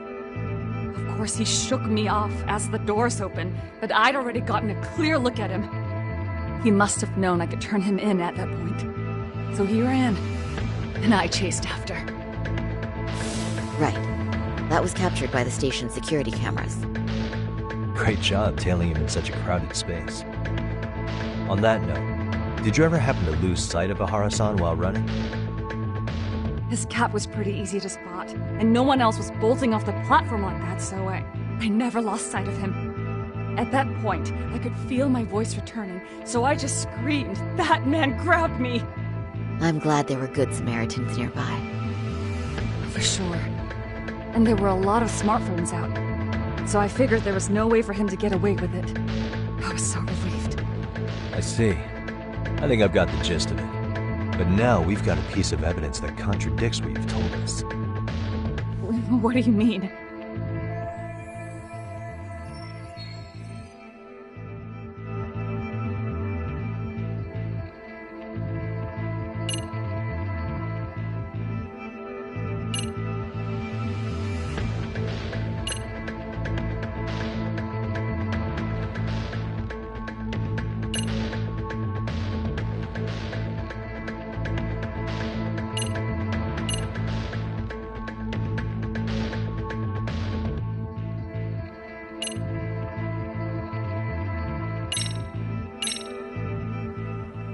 Well, on the same day, at 6:30 a.m. in Yokohama, a student teacher named Hiro Mikoshiba was sent off to work by his mother. But he was soon abducted near his home, only to be found dead much later in Ijincho. Is that... According to the video, Ihara-san here is the murderer. What? He killed Mikoshiba in cold blood to get vengeance for his bullied son. His kid was about to graduate high school, but instead, he took his own life. So Ihara took it upon himself to punish his son's tormentor. That's awful. But now we come back to the issue here. If this footage is authentic, then Ihara-san couldn't have been your assailant. The victim's estimated time of death and Ihara-san's time of arrival in Tokyo simply don't allow for it. It's just not possible for someone to make that commute. But there's the flip side. If Ihara-san was in fact your assailant, it would mean this murder footage is a fabrication. I don't know what you expect me to say after all this. Right? Now you know how we're feeling. That's why we came to see if you had any leads for us. So that's what this is about. After hearing your story, I have no doubt you endured a lot that day. Which would obviously mean that murder video was faked. Then, who shared that video? And why? Wish I knew. Based on the quality, something this convincing would need quite a budget. Whether it's CG on top of real murder footage, or just a rock-solid AI creation, no way it was cheap. So why go through all this effort to fake a murder? Who would benefit from it? But I have to say, I feel much closer to piecing this puzzle together with your help today. Thank you very much for your time. Yes, and rest assured, this will be the last time you see us. Our apologies for the unexpected visit. And for dredging up unpleasant memories. It's fine. So long as this is really the end of it all.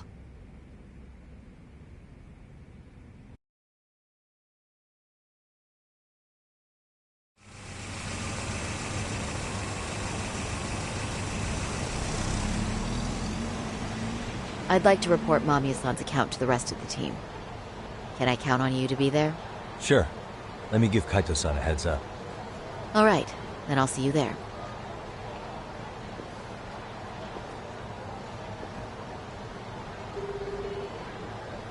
Yo, me. Hey, I just got back to Kamurocho. Everything good? Any news? All good here, man. What's with you? You worried Arcade got to me or something?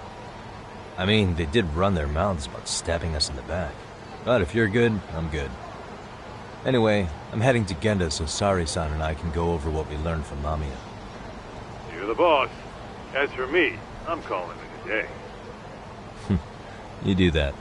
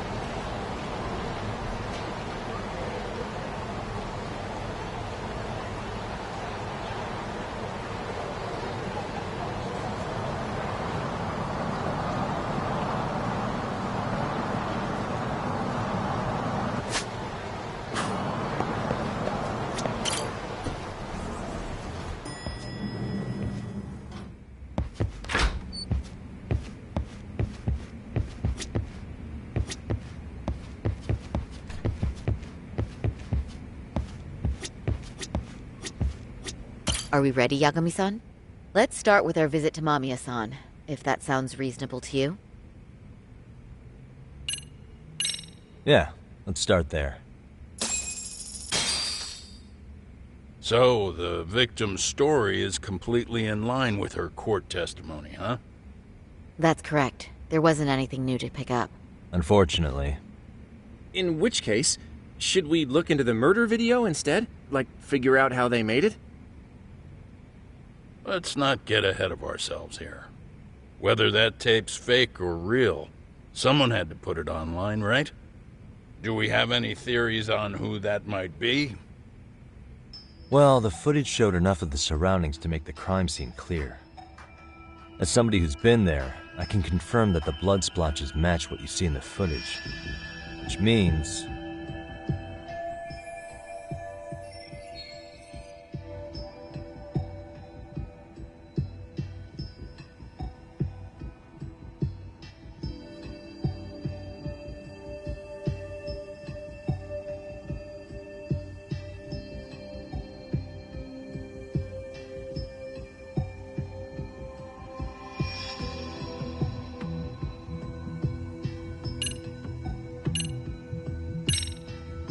the murderer's accomplices have to be the ones who posted it for him. Yeah, I can't see it any other way. I also agree with Yagami-san. But in that case, what would their motive be? Maybe they wanted to make a mockery of the police, or even the whole system. Huh? We know Ihara got himself convicted for groping, so he'd have an alibi for Mikoshiba's killing. But then, his conspirators turned it around by uploading the murder video online. Almost as if to say, look how he got away with it. I see. Yeah, that does make it sound like he's taunting them. That's well and good, but I'd like to shift gears. Let's talk about the actual fabrication of the video. How does one go about that? Well, for example, the true culprit would be taped murdering Mikoshiba. Then Ihara's face would be copied and blended onto the killers. That's how they'd approach it in a Hollywood movie. But then, wouldn't you be able to see traces of it being faked? Tsukumo-san reported that he's found nothing of the sort in his analysis. We've been down this road before. If we take the stance that the footage is fabricated, we have absolutely nothing to work with. Then let's tackle this from the stance that the video's actually real. If that's the case, there has to be a flaw in the groping issue. I think we've collected enough evidence to find it too. Before meeting with Yui Mamiya, didn't you mention the possibility of Ihara using a stand-in? Perhaps the real Ihara murdered Mikoshiba in Ijincho, then swapped places with the imposter so he could be detained. But we couldn't find an opportunity for the swap to happen, remember? From the moment he set foot on the Ikebukuro platform, Ihara was constantly on camera. But wait, that's not entirely accurate, is it? Huh?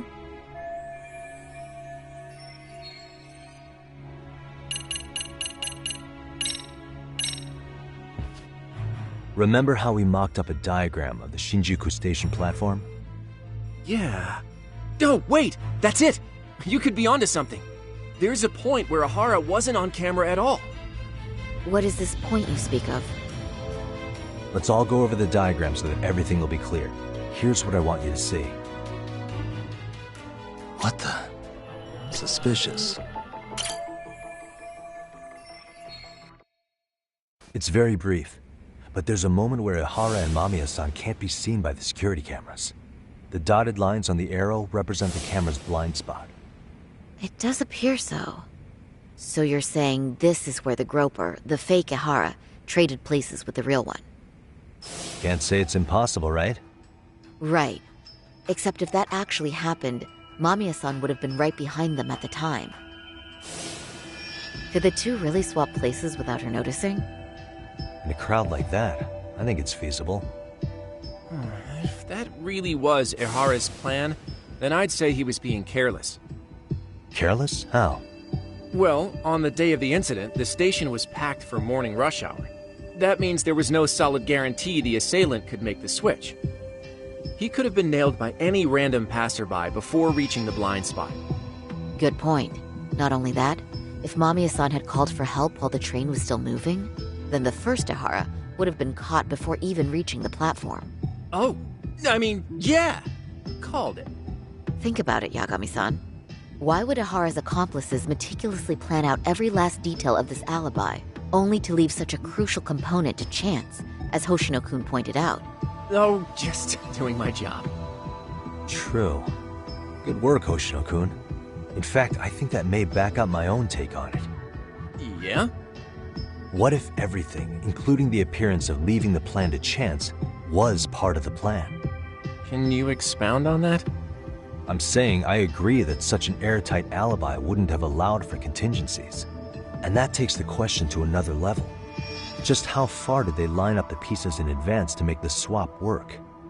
Are you saying there's more to it than we discussed? What did we miss?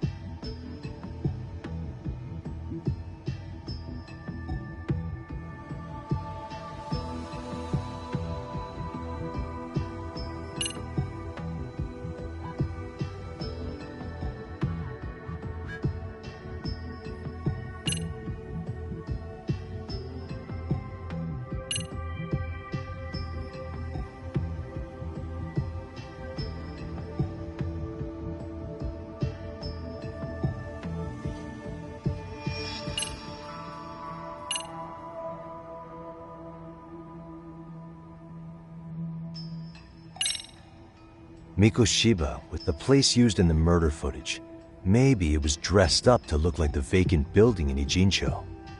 That way, the murder could have taken place less than 13 minutes from Ikebukuro. I don't mean to shoot you down, but I just don't think that's feasible. So, no? If you want a yes or no answer, it's a no. Was that all? You made it sound like you had this whole thing figured out. No, hang on. Something just hit me. Ehara secured his alibi for the murder by swapping with a stand-in at the Shinjuku Station blind spot. For them to be able to pull that off, a certain possibility comes to mind. Right, so what exactly would that be?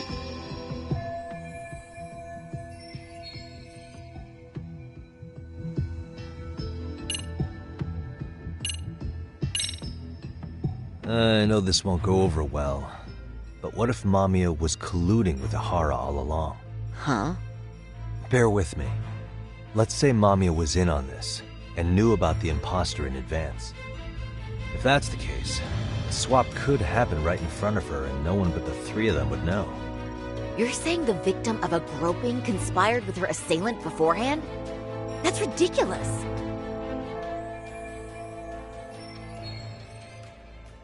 Let me just say, I'm only trying to work out how a swap like that would be guaranteed to work. Now, if Ehara and his stand-in both know that Mamiya will pretend not to have seen them, they can trade places in the blind spot with impunity. Conversely, if Mamiya wasn't in on the plan, the idea of a swap would never work. We can say with certainty that she would have seen the swap, so... she could have even called attention to the real Ehara the moment he stepped in. That way, the people around her would be focused on chasing the correct assailant. The rest is as we know it. They caught Ehara and detained him until the police showed up. Hold that thought. If your theory is accurate, what about Ehara's trace evidence? Remember that fibers of the victim's underwear were detected on his hand. Well, that can also be explained by Mamiya being in on the plan. For example, while the stand-in was showing himself at the security cameras, Mamiya could have easily provided Ahara access to a pair of underwear at the same time. Maybe the stand-in loitered around for so long because he was letting everyone else get themselves in place. It's not impossible. We can work out the other details later. But the point is, Ihara's murder alibi is shot if Mamiya was involved. In summary, it's possible Ihara disgraced himself to secure an unshakable alibi for Mikoshiba's murder. I'll concede that it's an avenue worth pursuing. And when it comes to the prosecution, they can't just admit they got the first case so wrong. Plus, they can't question Ihara about Mikoshiba's murder.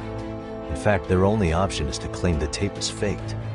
So he managed to make a farce out of the system after all. Well, his court case for his son's bullying did get more or less thrown out, didn't it?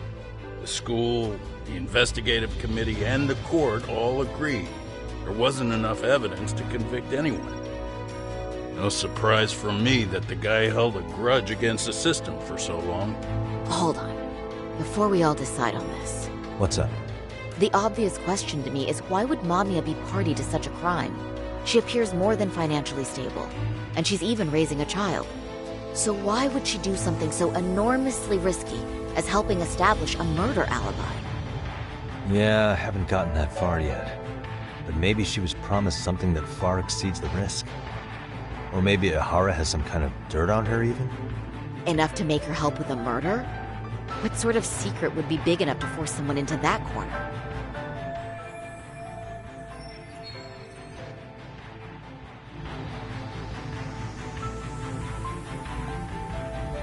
What info do we have on Mamiya anyway? Maybe we can spot a connection to Ihara through her profile. I'll pull her information. Just a second. Oh. I just thought of something else those two would have guaranteed by working together. What's that? If Ihara wanted to use this crime as a murder alibi, he needed it to blow up into the public eye. But if he had chosen a victim who stayed silent, then nothing would have come of it. A solid plan would need to eliminate that variable, which means Mamiya being an accomplice was crucial to Ihara's success. That's true. Looks like Ihara pulled one over on the prosecution then. Had his accomplices right where he wanted them, even his victim. Once we learn how he's connected to Mamiya, we can root out the rest of his team. Let's see.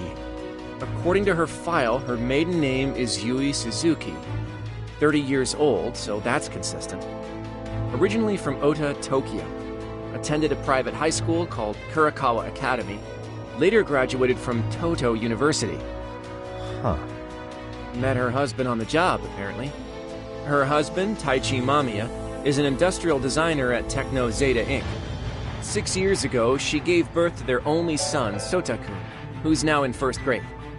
Hold on. You said she went to Kurakawa Academy? I heard that name in Ijincho. If I recall correctly...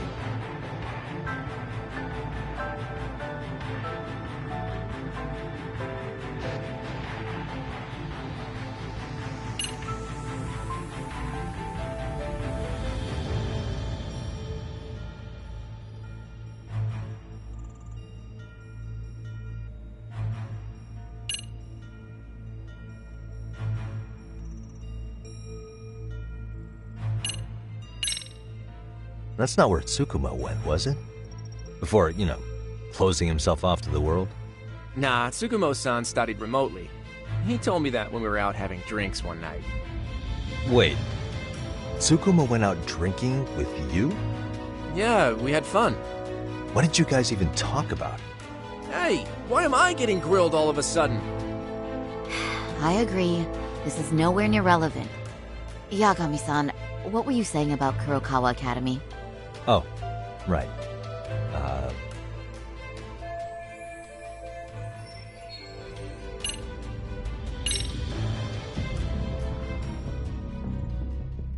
When I went to scope out the murder scene, there were these 3 guys watching the detectives and me. They told us they were just checking things out, but They mentioned they're Kurokawa grads too. You have any ID on you? Will my license work? Kake-san, age 30. Akaike-san, age 30. Mommy is 30 as well. What's that got to do with anything? Aren't we trying to find a connection between Mamiya and Ohara? I found the Kurokawa Academy website. Looks like they're pretty prestigious. It's in Tokyo, specifically in Ota. Pretty close to where Mamiya lived. Oh. What? The girls there get such cute uniforms. You little... You want to start all over from the bar exam? Wait, I've seen that uniform before too, actually. Where? On an old picture of a teacher at Seiryo High. Sawa-sensei. Ohara's son confided in her. Is she actually a Kurokawa grad too? I don't know Sawa-sensei's exact age, but she could well be 30. Maybe all of them are even classmates. Could this mean they're actually linked? The victim and her up-to-now unrelated assailant? It's a tenuous link at best. Could fall apart any time. But no true detective alive would pass it up.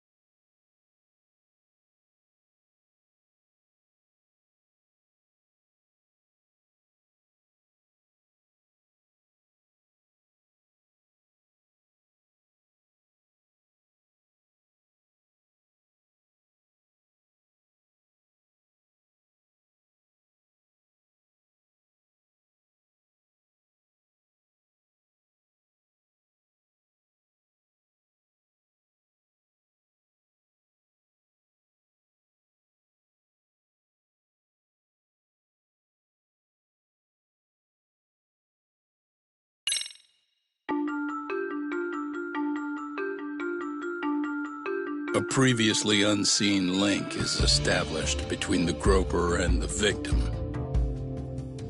Charting out their relationship is akin to tracing a spider's web. But with each false thread ruled out, only the improbable truth remains. Ehara orchestrated the groping as a diversion, and by tarnishing his name, he secures both an alibi and his ultimate revenge.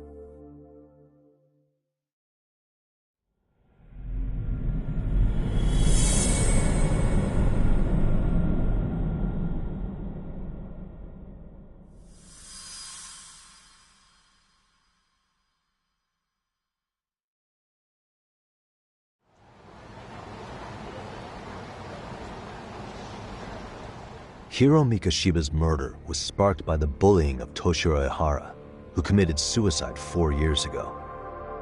The graphic video that hit the net showed the world how Toshiro's father, Akihiro Ehara, had brutally avenged his son. We also know the father had accomplices. On October 7th at 6:30 a.m., they forced Mikoshiba into a vehicle, took him to an abandoned building, and gravely injured him. Then, around 7:30 a.m., the time frame when Ehara killed Mikoshiba, the other conspirators were probably nearby, even though they weren't on camera.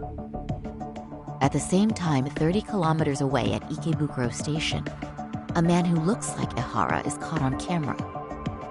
We'll call that guy the stand-in. The stand-in made sure he was in front of the cameras for more than an hour before boarding the 9:06 a.m. train, the same one Yui Mamiya was on. After committing sexual battery on that train, he meets the real Ihara in the camera's blind spot, and they change places. That's how he established a false alibi for Mikoshiba's murder. And to achieve this, the victim, Yui Mamiya, had to have been in on it from the start. Sure are a lot of people getting their hands dirty for Ihara. Mamiya, Ihara stand-in on the train, the guys who kidnapped Mikoshiba. How did some troubled cop manage to recruit so many allies? Well, one person that comes to mind who might be the key to all this is Yoko Sawa. She's a teacher at Seiryo High. She was the only adult Toshiro-kun ever told about the bullying, and she supervised Mikoshiba as a teacher before he disappeared. On top of that, she's a Kurokawa Academy graduate, same as Mamiya. Those trespassers at the murder scene were also from Kurokawa. Since they're all about the same age, it's possible they were all classmates. So you're saying these classmates are also Ihara's murder accomplices? If we consider Yoko Sawa the central link, that's very possible. We do know that as a teacher, she felt deep remorse for Toshiro-kun's suicide. Maybe she recruited her old classmates to help Ihara take his revenge. Yeah, best not to rule that out. Though I'm hoping that's not the case. Why is that? It's just, she's a really good teacher. She's passionate, responsible. She's always putting the students first. I know she regrets the past, that a student died on her watch. And now another of her students, Mikoshiba, is found murdered.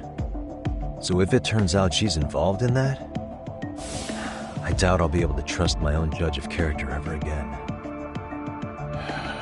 Yagami. I'm going back to Ijincho tomorrow.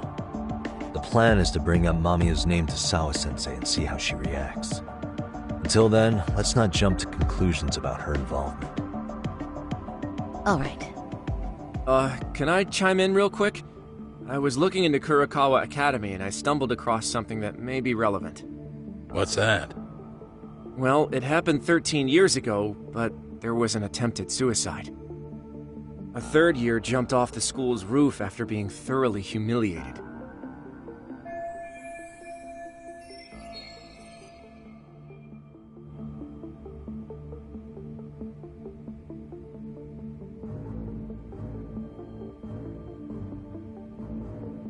Actually, Sawa-sensei mentioned that. She said it was a boy in her class. Right, that's gotta be the same case then. The student's name was Mitsuru Kusamoto. He's 30 now, but still in a coma. Huh, and all that info's on the net? It wouldn't be normally, but his mother happens to be Vice Minister of the Ministry of Health. Ever heard the name Reiko Kusamoto? Not once. I have. It was on the news. They were talking about her and her son.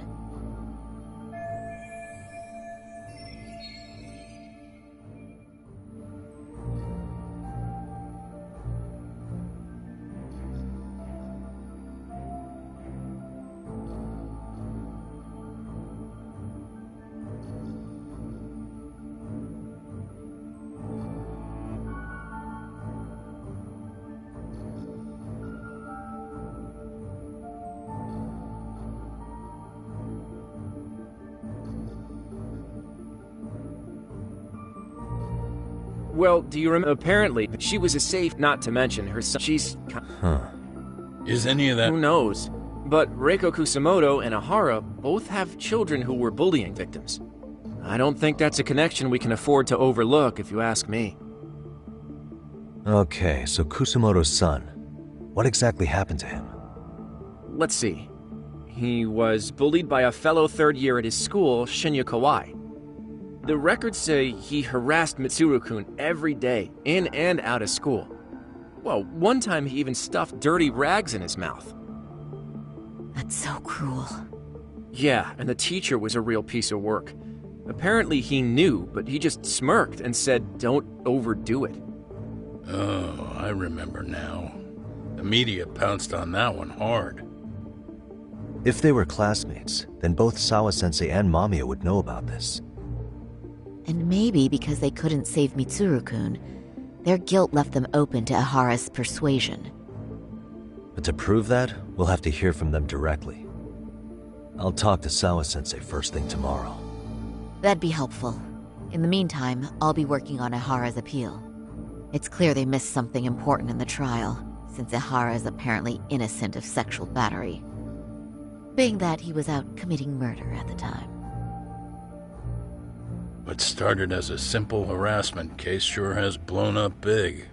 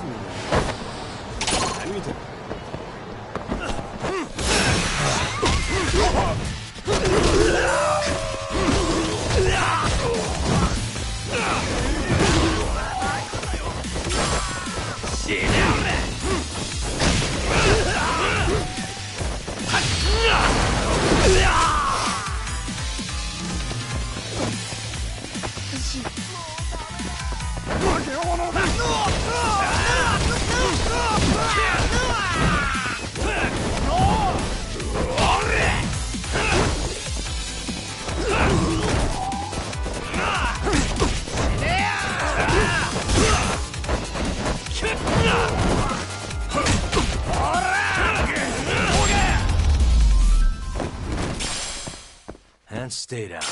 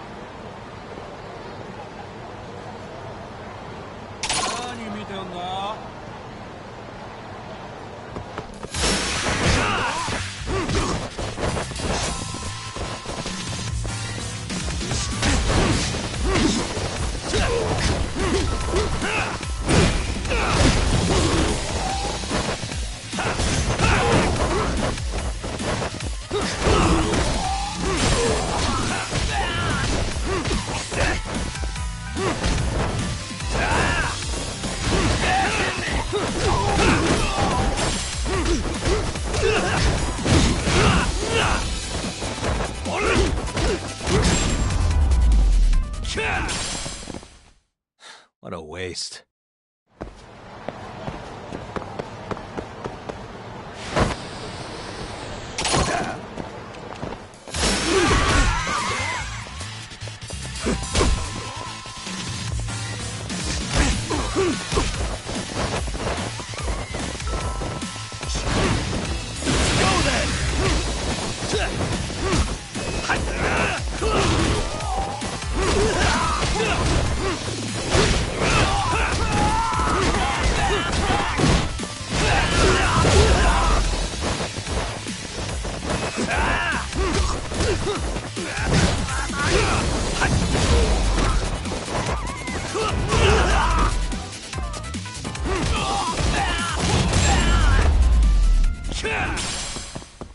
And stay down.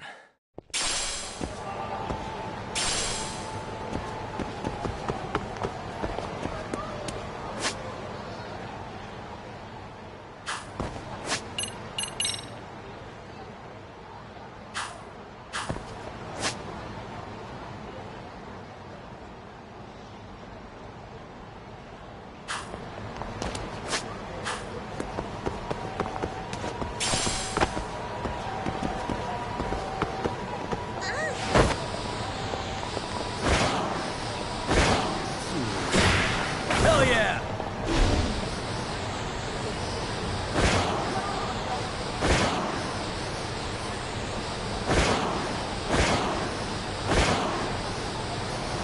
Let's go!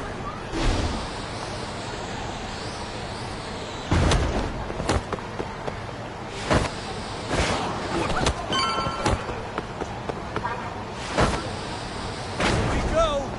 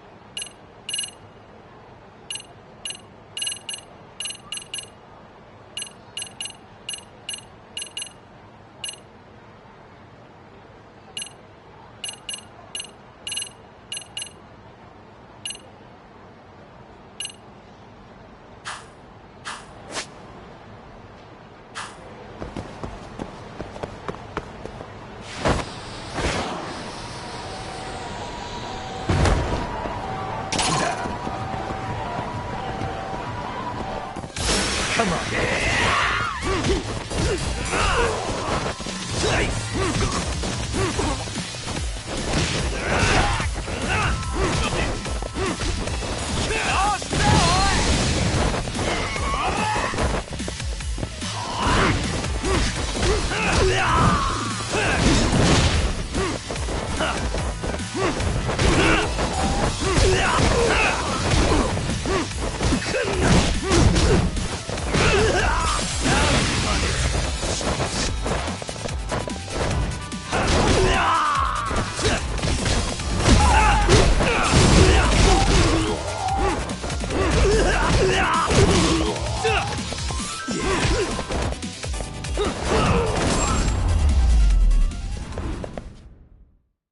What a waste.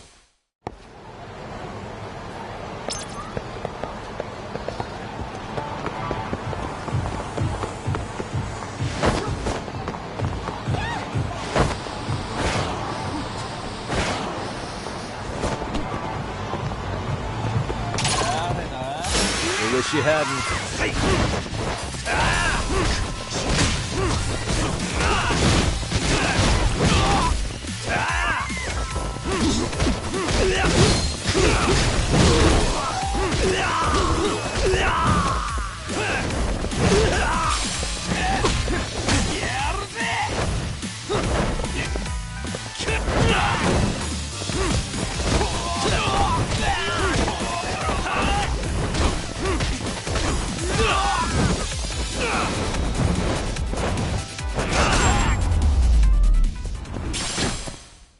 And stay down.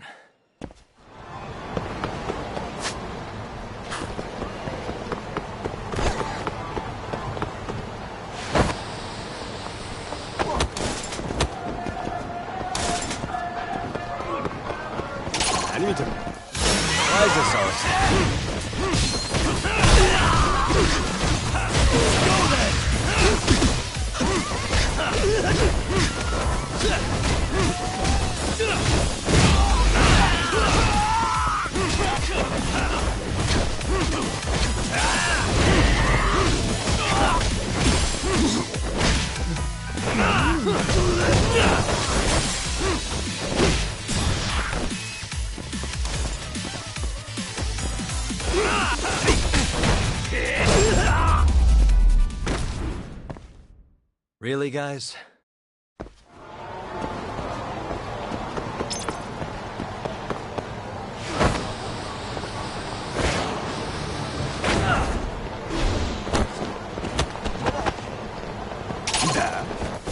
I wish you hadn't.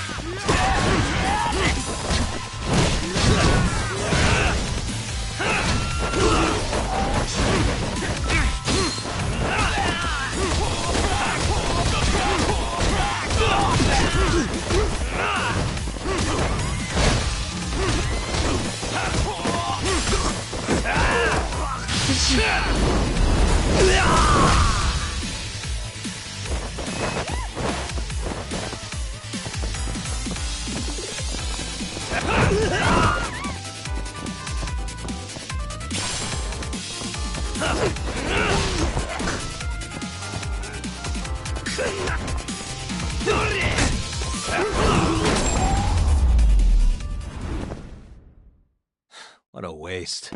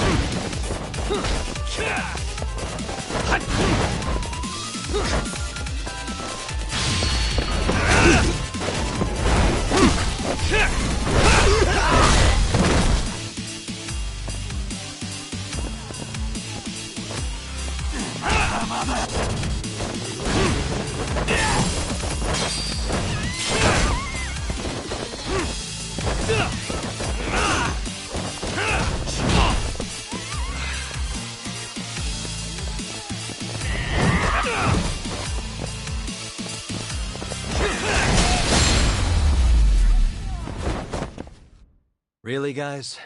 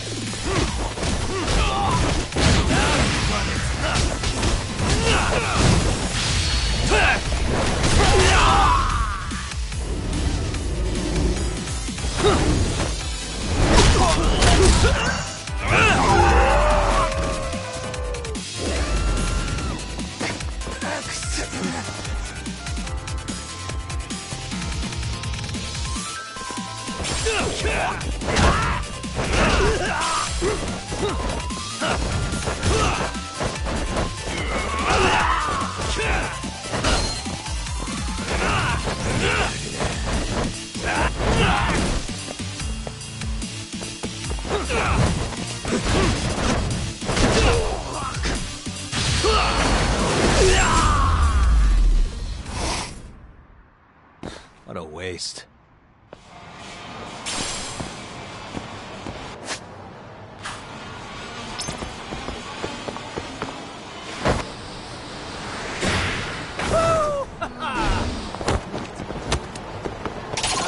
Why is this always?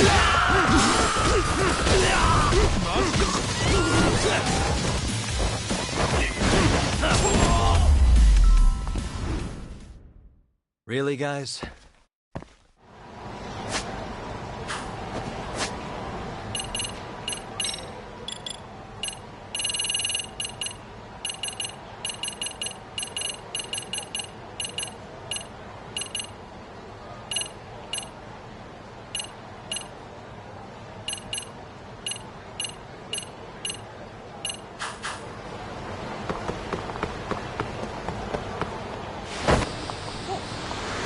Hell yeah!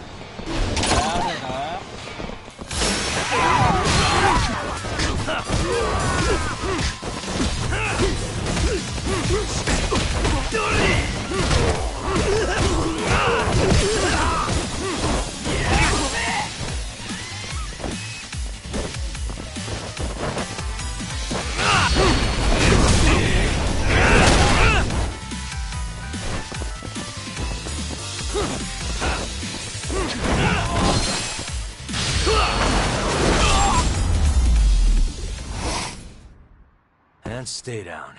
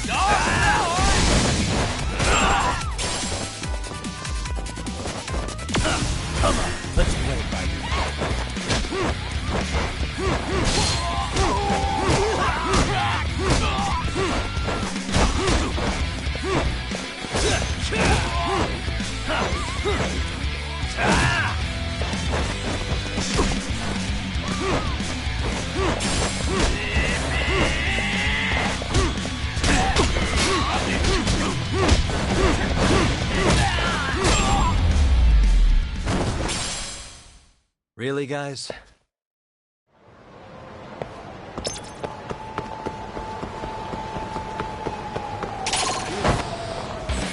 Why is this always?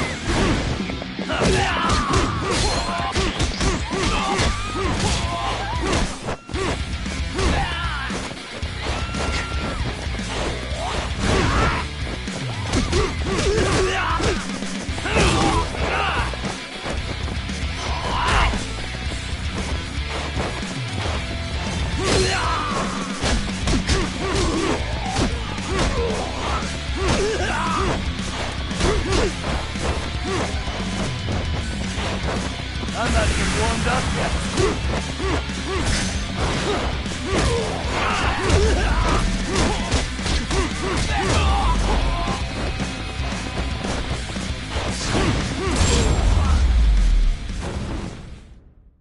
And stay down.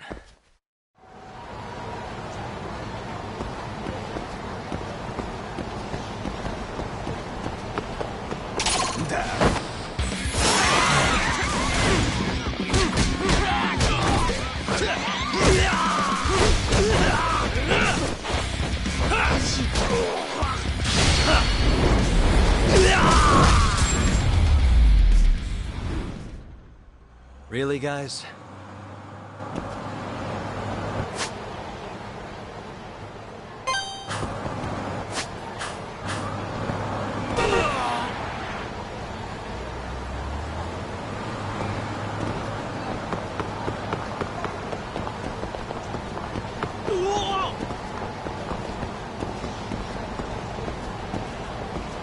breathing. I wish you hadn't.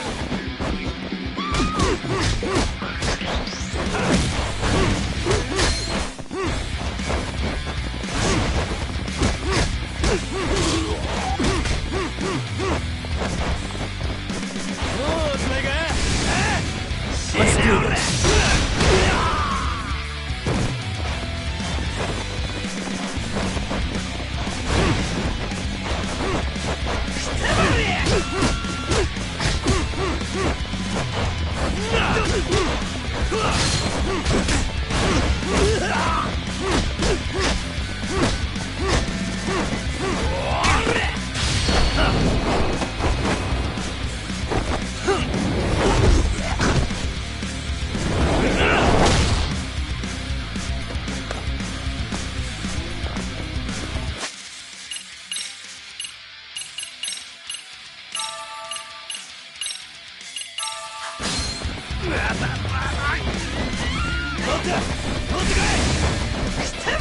Let's do this.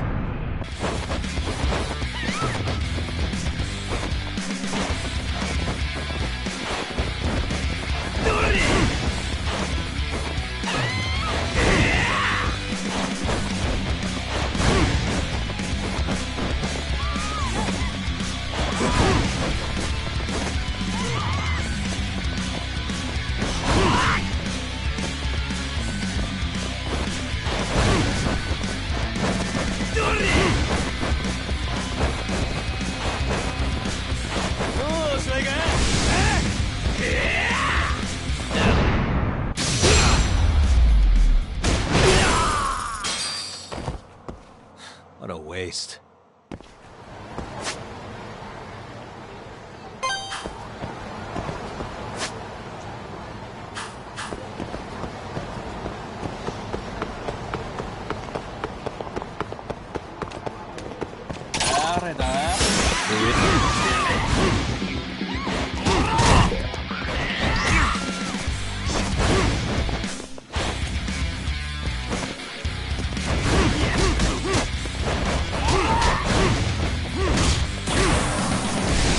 Let's do this.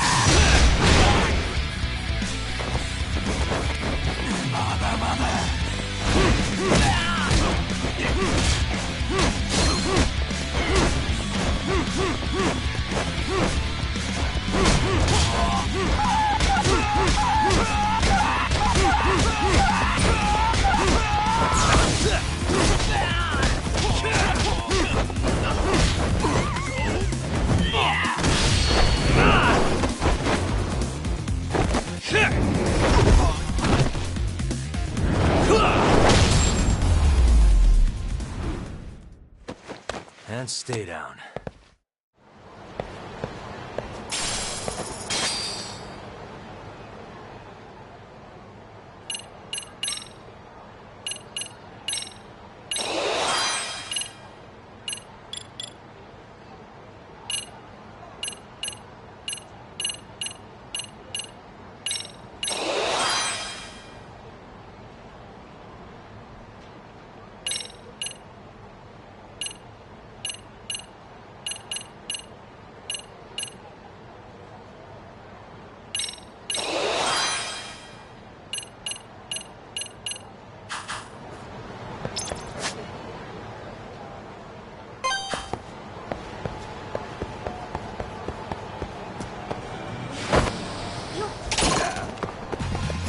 I wish you hadn't.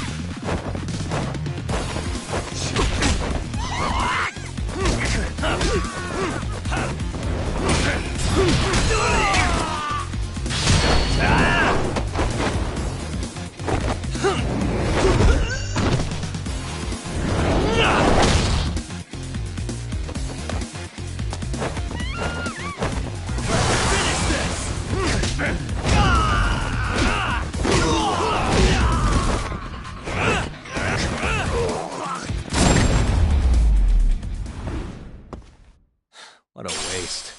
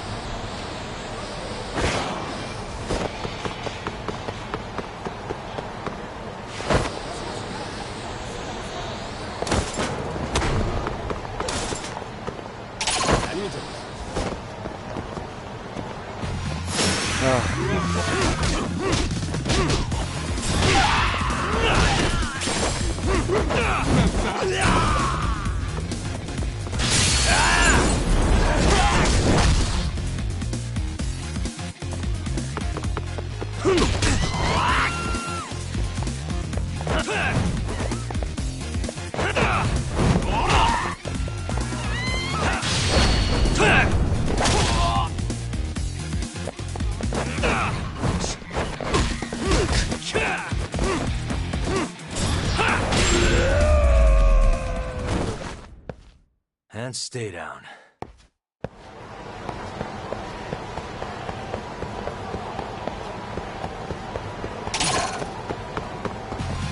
Great. More of them.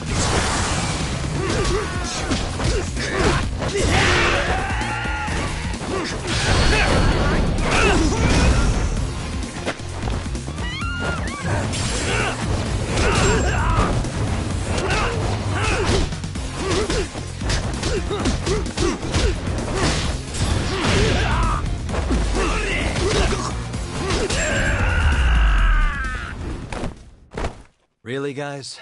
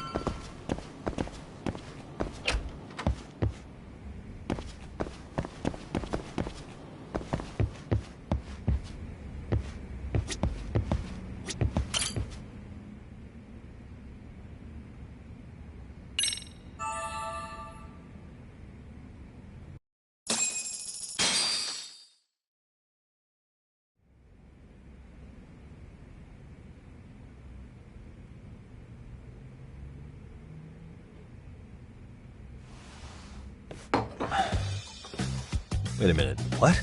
Yo, you took your sweet time. But I got the gist of it. You're going to Ijincho, right? To meet with Sawa-sensei? Kaito-san, you do realize that only I can meet her. You can't get into the school. I know, but if you end up taking it off campus, can you at least call me this time? Don't you understand the situation? Sawa-sensei might be tied to murder. You sure you understand it? Come on, she would never do that. That a fact? So happens I'm a great judge of character. Especially when it comes to women. Sometimes I forget who I'm talking to.